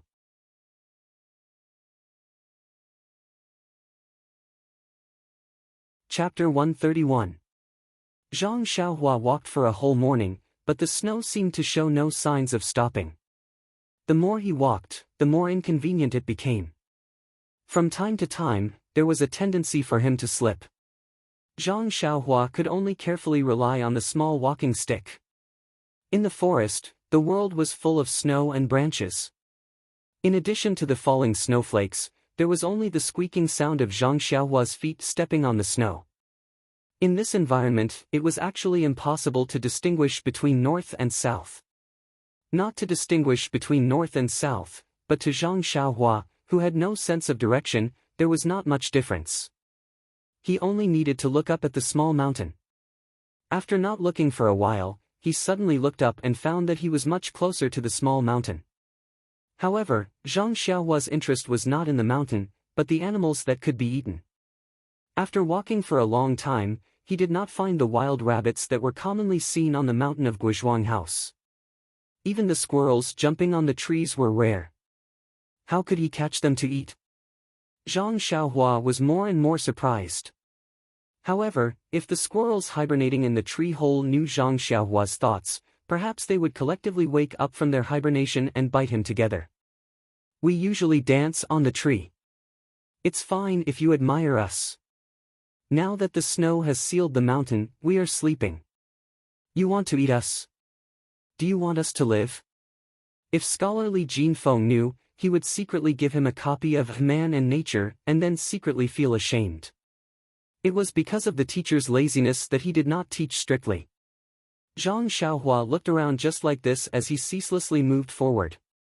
As he walked, his eyelids suddenly twitched, and he immediately stopped moving. When he narrowed his eyes and looked ahead, he couldn't help but be overjoyed in his heart. Wasn't there a gray-colored and plump wild rabbit a few tens of steps away from him? Was that not the braised rabbit leg that he had been yearning for day and night? Since she had found her prey, Zhang Xiaohua began to carefully move forward. She moved lightly, afraid that she would disturb the dazed rabbit's state of mind. Unfortunately, even though Zhang Xiaohua had the experience of chasing chickens and rabbits when he was young, it was just a child's play. When it came to real hunting, he was far from being able to catch this silly rabbit in the snow. Look, when he was only a few feet away, the rabbit's long ears shook, and it immediately broke free from the state of being one with the rabbit. It was no longer a silly rabbit. At this moment, it had inherited the glorious tradition of the rabbit spirits. The souls of Bugs Bunny, Roger Rabbit, and Zhang Xiaohua were all possessed at this moment. At this moment, this silly rabbit was no longer a rabbit facing Zhang Xiaohua. It was all the rabbits that were being hunted. At this moment, it ran away, quickly distancing itself from Zhang Xiaohua. Rabbit, run! How could Zhang Xiaohua let the braised rabbit leg that was right in front of his mouth escape? He immediately chased after it, throwing the situation of his body's injuries to the back of his mind. Alas, sometimes, the human body could still control the body. Thus, the man and the rabbit began a chase in the snowy wilderness. That rabbit was clever, running very fast, and changing directions from time to time, making it very difficult for Zhang Xiaohua to chase. On the other hand, although Zhang Xiaohua did not run very fast, he had the advantage of continuously exerting his strength. This horse stance took half a day, and his physical fitness was not for show. After chasing for a while, he did not feel anything. It was just that the injuries in his body had not healed, and there was pain from time to time, which did not allow him to exert his full strength. He could only maintain a certain speed, chase after the rabbit, and wait for the rabbit to be tired, and then capture it in one fell swoop. Zhang Xiaohua's little abacus crackled loudly, and his strategy was also very correct. Indeed, after chasing for a while, the rabbit's footsteps slowed down slightly. Zhang Xiaohua laughed in his heart, and put more strength into his feet. But as he chased, Zhang Xiaohua's eyes suddenly lit up. In front of him was a flat open ground, and not far from the flat ground was the small mountain that he had always wanted to see. It turned out that during the chase between the man and the rabbit, he had already unknowingly run out of the big forest.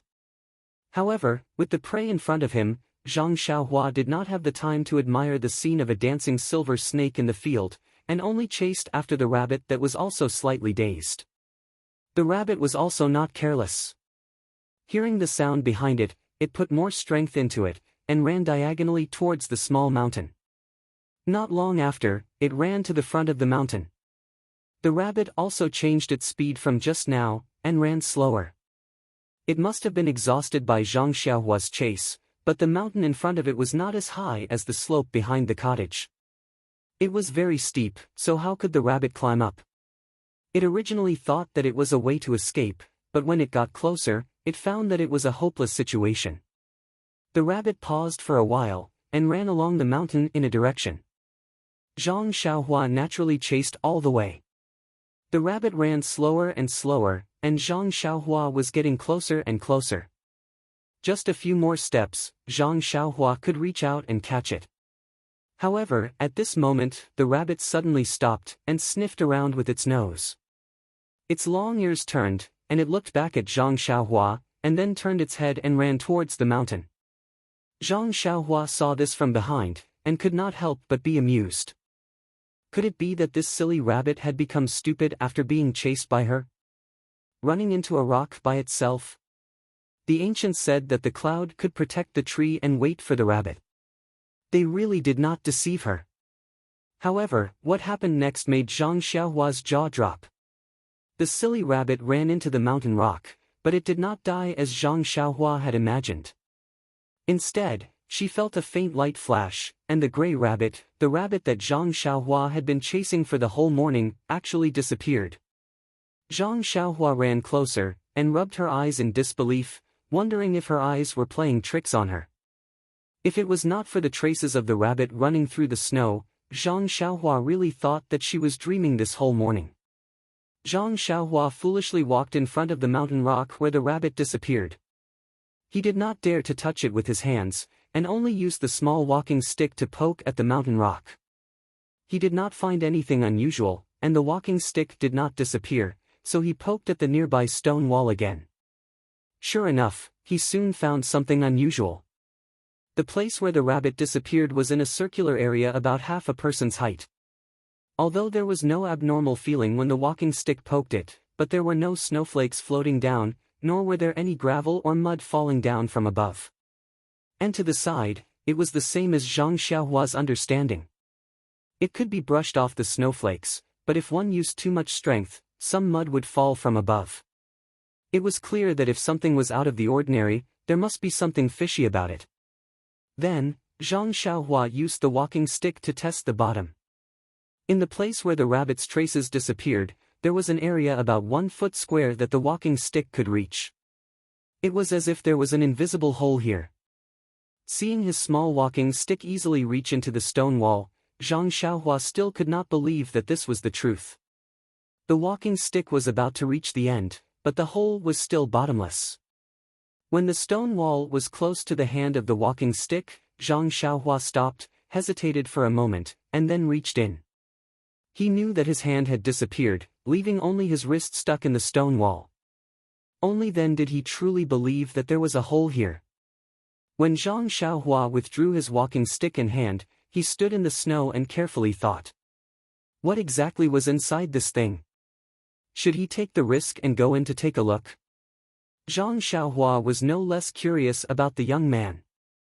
However, if he had to go into an unknown hole just for a wild rabbit or a trace of curiosity, Zhang Xiaohua would never do it. He knew that curiosity killed the cat. However, if he went back to the cottage empty-handed, Zhang Xiaohua was also not willing to do it. After thinking for a moment, Zhang Xiaohua returned to the forest arrogantly. However, when he was about halfway, Zhang Xiaohua bent down, crawled on the snow, and quietly poked his head out. Just right, he could see the stone wall. Zhang Xiaohua started to make a living by waiting for rabbits. However, after waiting for a while, the wild rabbits still did not come out. Zhang Xiaohua was a little annoyed. Maybe the rabbit was too smart. It hid in there and then it was free. Maybe it was dangerous inside and the rabbit had already died. Maybe there was another way out and the rabbit had already run away. Thinking that the rabbit had already run away and he was still foolishly crawling on the snow, Zhang Xiaohua thought of something. But at that moment, a wild rabbit's head suddenly popped out of the hard stone wall. From afar, it looked very strange. The wild rabbit's head had long ears. It looked left and right before shrinking back. Then, it jumped out of the stone wall and ran off into the distance along the small mountain peak.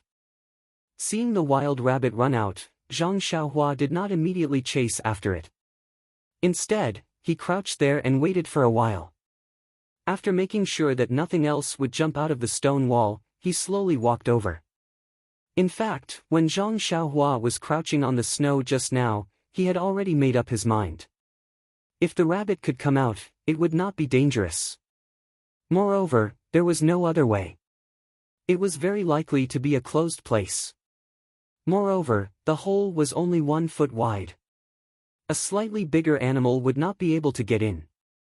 Therefore, there should not be any danger. If the rabbit went in and did not come out, then Zhang Xiaohua did not have the courage to go in and play around. When he got close to the stone wall, Zhang Xiaohua stopped again. He crouched down and reached in with his walking stick again. This time, he wanted to see if it was a long and narrow passage or a space that could allow a person to stand up. Sure enough, when his hand reached in, he exerted force and the walking stick stood up. It did not encounter any obstacles. Zhang Xiaohua knew what was going on.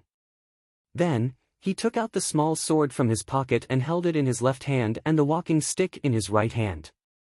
First, he reached in and shook it for a moment. Then, he gritted his teeth and crouched on the snow, climbing stiffly towards the 1 foot wide stone wall. Zhang Xiaohua, who was crouching on the ground, only felt his vision blur. Then, he entered another place. Wasn't this a cave? He was crouching on the snow in front of the cave. When Zhang Xiaohua stood up and looked carefully, there was something like a thick fog behind him. There was light coming in from the outside, but he could not see the scene outside. The snowflakes were still as big as outside, falling from the top of his head through the fog. On the snow, there were still traces of the rabbits jumping. In front of him, there was a small cave that was commonly seen on the mountain peak. It was slightly taller than Zhang Xiaohua, but it was pitch black inside. He could not see clearly. The traces of the rabbit led to the inside. It was very messy. The rabbit must have entered and exited several times. Seeing such a scene, Zhang Xiaohua's heart tensed up a little. However, he still threw the walking stick in his hand into the cave first. When he heard a dang sound from inside, there was no other sound. He then took out the fire starter from his pocket and carefully lit it. He held it in his right hand and the small sword in his left hand in front of his chest. Step by step, he walked into the pitch-black cave. When he walked into the cave, he carefully looked around with the fire starter. Only then did he feel completely relieved. This was an ordinary cave, the size of a small house. In the innermost part, there was a rectangular stone strip. Next to the stone strip, there was a stone table. There were a few small stone benches around. On the stone table, there was a money bag and a small square stone. The rest was empty. Then there was the small walking stick lying on the ground. Seeing the scene in front of him, Zhang Xiaohua secretly frowned. What was this place? It was so mysterious. There was nothing inside, only a money bag. He was not in a hurry to take the money bag. It was on the stone table. Sooner or later, it would be his. He could take it according to his mood. Therefore, he still did not give up. He took the fire starter and carefully looked around the cave. He even picked up the walking stick and knocked on the stone wall. However, other than seeing some spherical pits on the stone wall, he did not find anything. That pit was a little high. Zhang Xiaohua's fingers could not reach it. He deliberately used the walking stick to poke at it, but he did not find anything. Only then did he give up and came to the front of the stone table. Zhang Xiaohua took the small sword and picked up the money bag. He moved it. Seeing that there was nothing unusual, he moved the small square stone. It was also normal. Only then did he put the small sword back into his pocket.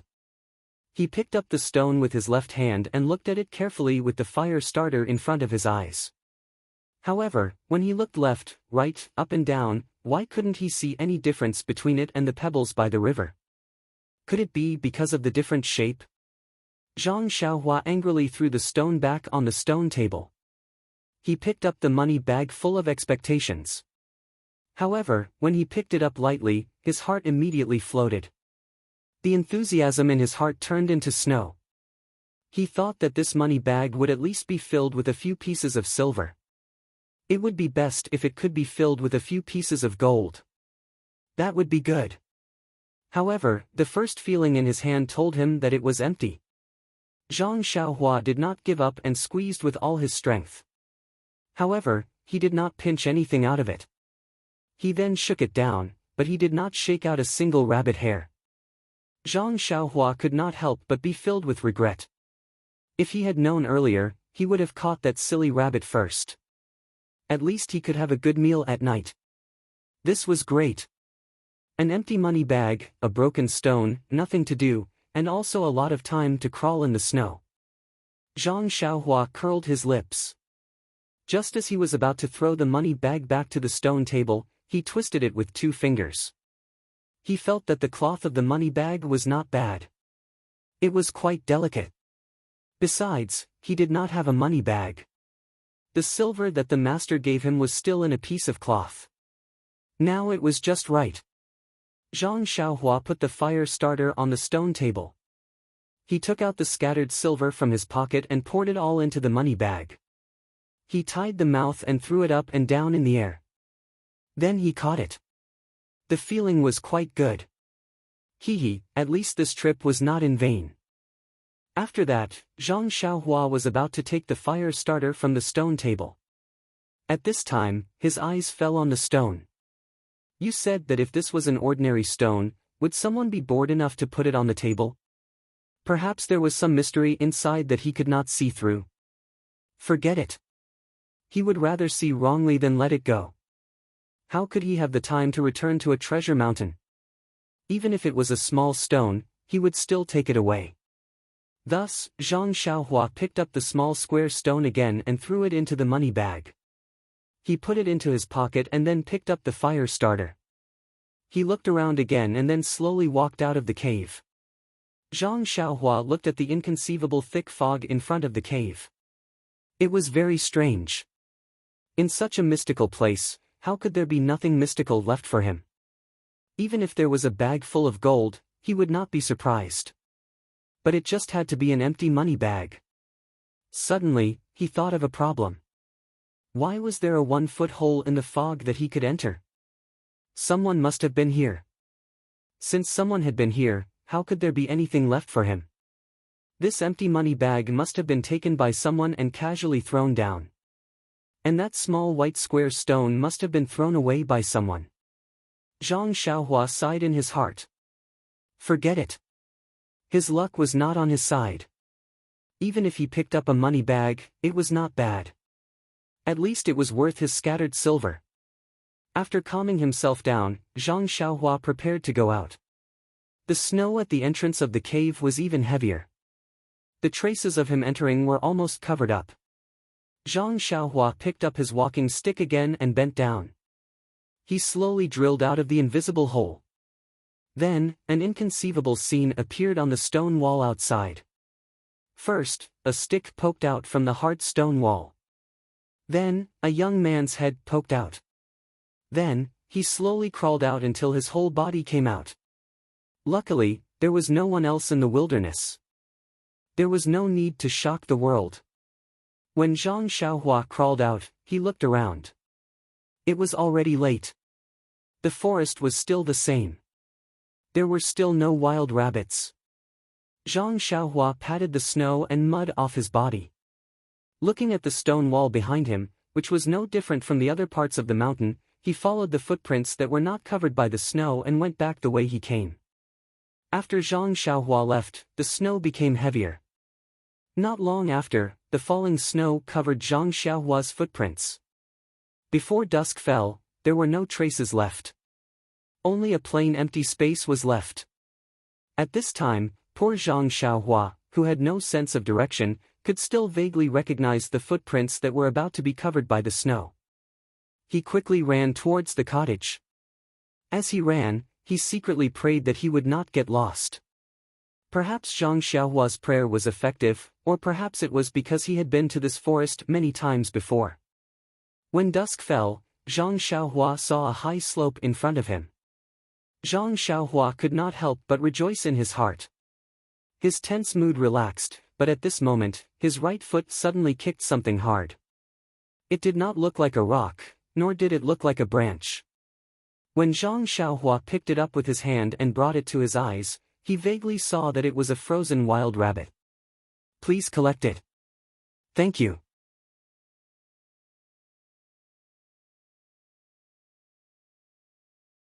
Chapter 132. In the evening, Zhang Xiaohua finally ate the rabbit meat that she had been yearning for day and night. However, it was not braised. Although Zhang Xiaohua was born in a poor family and had been helping out at home since he was young, he was still a boy after all.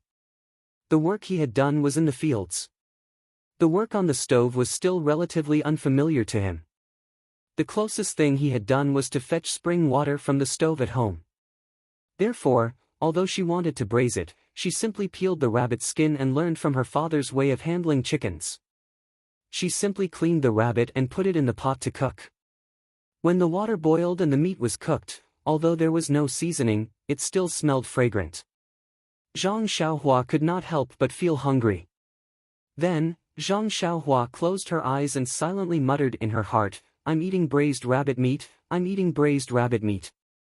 Then, she was not afraid of the heat. She fished out the whole rabbit from the pot and chewed happily. Her mouth was full of oil. She was very happy. Until Zhang Xiaohua ate up the whole rabbit meat and licked the bare bones reluctantly, she threw the bones into the river in front of her. However, in the winter, the river that used to run in the past had already frozen. With a crack, the bones were thrown on the ice. It was impossible to destroy the evidence of the crime of eating meat. However, she was the fish meat, and she was the knife. Why should she be afraid? The law of the jungle was still applicable in Jianghu. Not to mention that Zhang Xiaohua, who had satisfied her craving for good food, was caressing her round belly while holding a small stick. She was leisurely licking her teeth and looking at the night sky that was still snowing heavily. She was secretly trying to figure out the essence of suddenly looking back at it in the waning light. In the conference hall of the Misty School in the far north, Peng was gathering several brothers in the school to find the bones that had been thrown out. It was not snowing in the Misty Mountain Villa, but the clouds were still dense and the cold wind was whimpering. Although the door of the conference hall was blocked by a thick curtain, it was still difficult to prevent the cold from entering. However, at this time, the atmosphere in the conference hall was unusually cold, making people feel that it was even colder than outside. At the front of the meeting hall, Grand Gang leader Peng was sitting in his usual position with a gloomy face. The flickering light cast a shadow across his face from time to time, making him look even more ferocious. Perhaps it was at this moment that the majesty of a superior was fully displayed. At this time, everyone in the conference hall was silent. No one dared to make a sound. After a long while, Peng coughed and asked gently, "Senior brother, how is Yen Er's body?" Big Boss who usually looked very inconspicuous, also had a straight face as he said, "Yen Er's body is already weak. At night when she went out, she was drenched in the heavy rain and has already caught a cold. In addition, she was affected by the wind from the black-robed elder's palm and injured her internal organs. This illness and injury are quite serious. I heard from Hall Master Qin that she had already fainted on the way. After she woke up, she found a doctor along the way to treat her. After second brother rushed over, he also used his internal energy to treat Yen Er's injuries. After taking the medicine from the sect, she was already much better when she came back. Now, the doctor in the sect has already seen her and we have also invited a doctor from Pingyang City to treat her. Now, there is no major problem. After a short rest, she should be able to recover."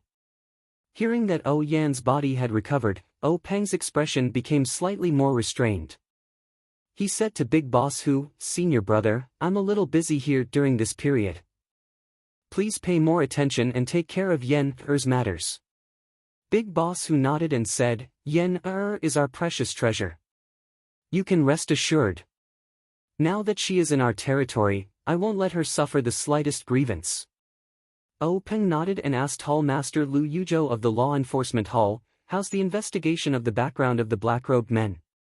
Lu Yuzhou hesitated for a moment and said, "After I received Sect Master's instructions, I immediately led my subordinates to investigate this matter personally.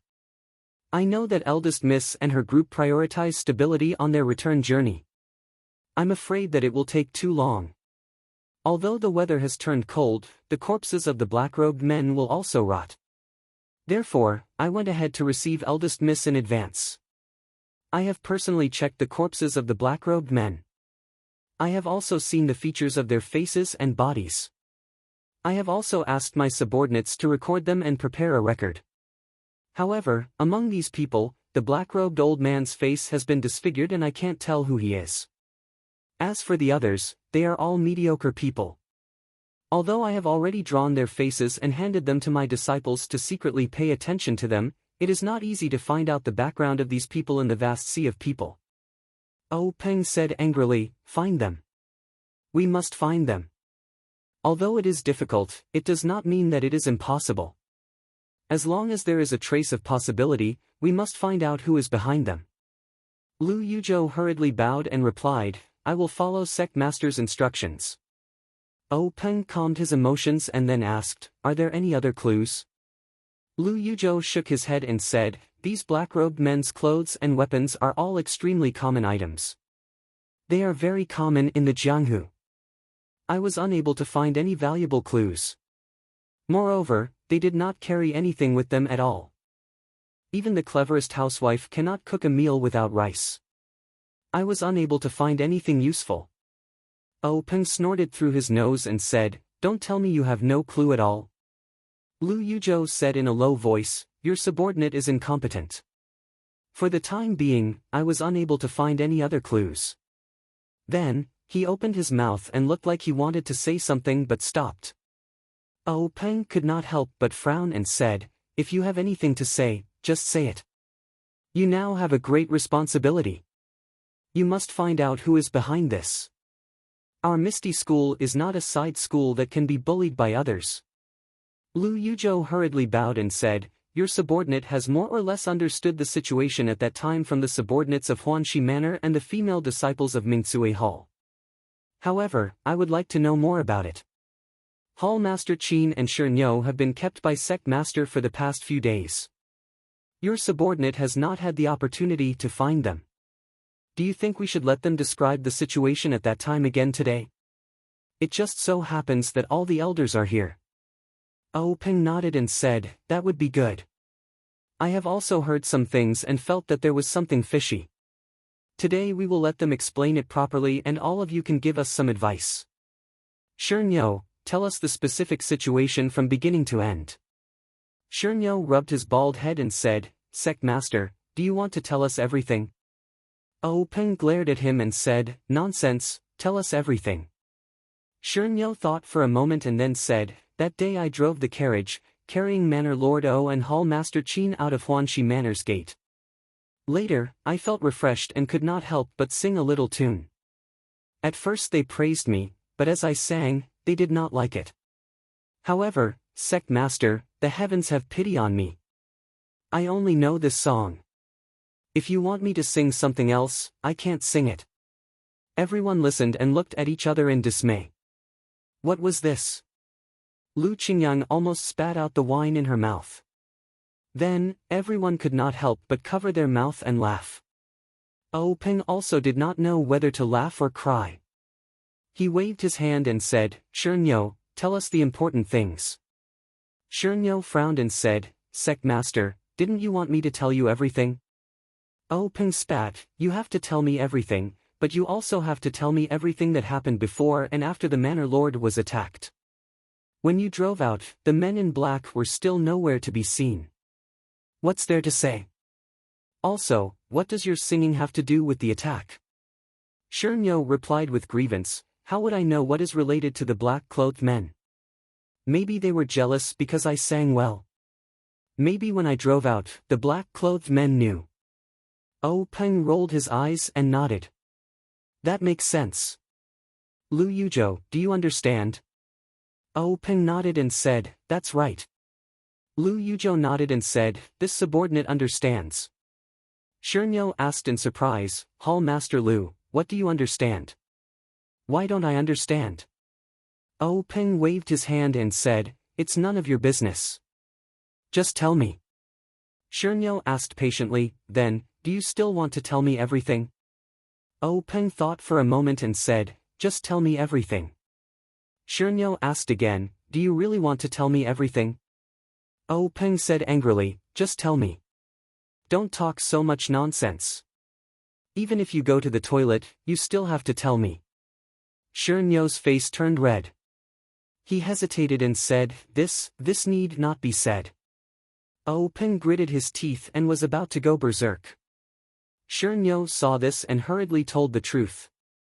Although Shernyo was a careless and impetuous man, he talked about the things that happened along the way in detail. He spoke slowly and seemed to be very serious. When he said that every place along the way, there was a youth called Zhang Xiaohua who went out to find a place to practice martial arts, Oh Peng couldn't help but frown. He looked suspiciously at Aunt Qin and said, "This youth called Zhang Xiaohua, why does his name sound so familiar?" Before Oh Peng's voice fell, Lu Yuzhou immediately stood up and said anxiously, "Hall Master Qin, this youth goes out every day. Didn't you follow him?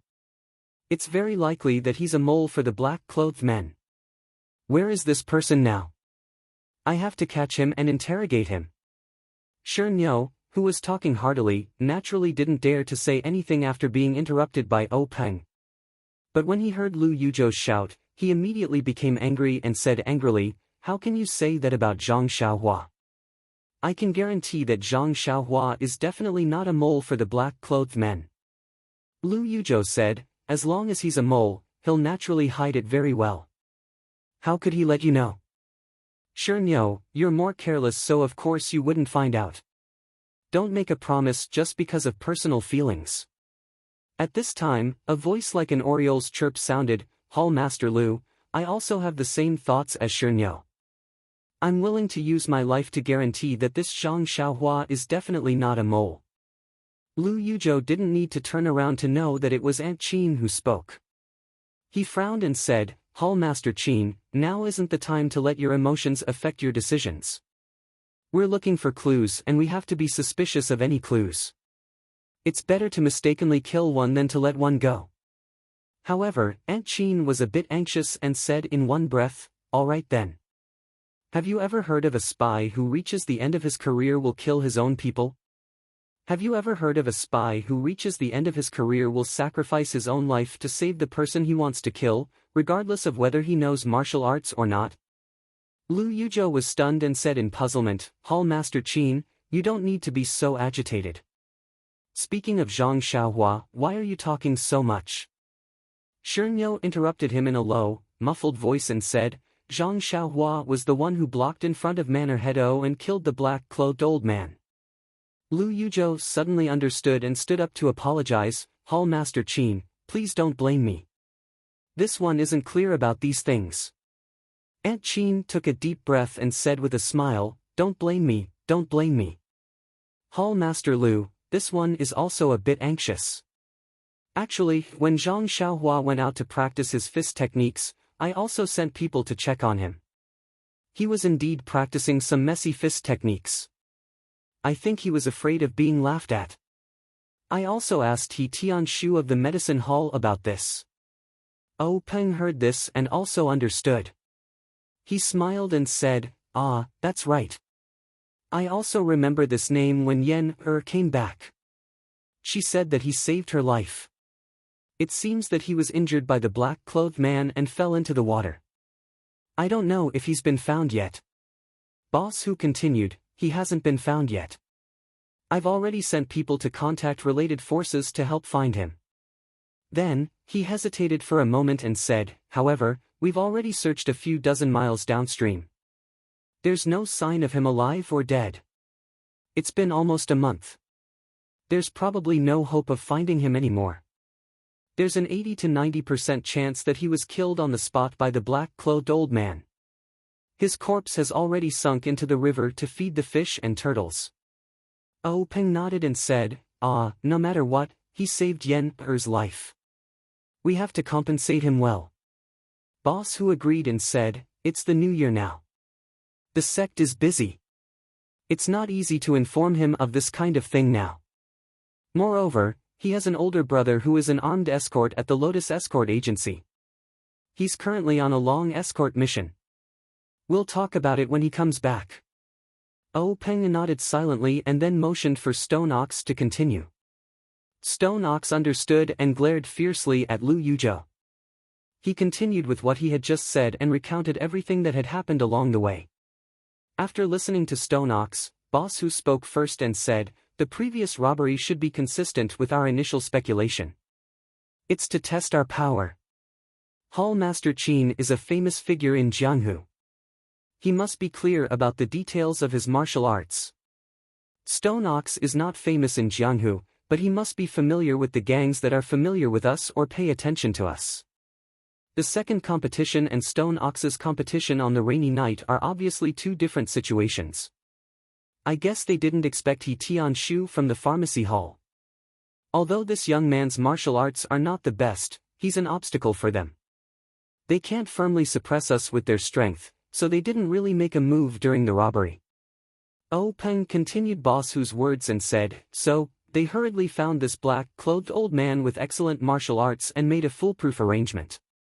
They let people with similar martial arts to Hall Master Qin stall Stone Ox and the others, and then let the black-clothed old man capture or kill Yen.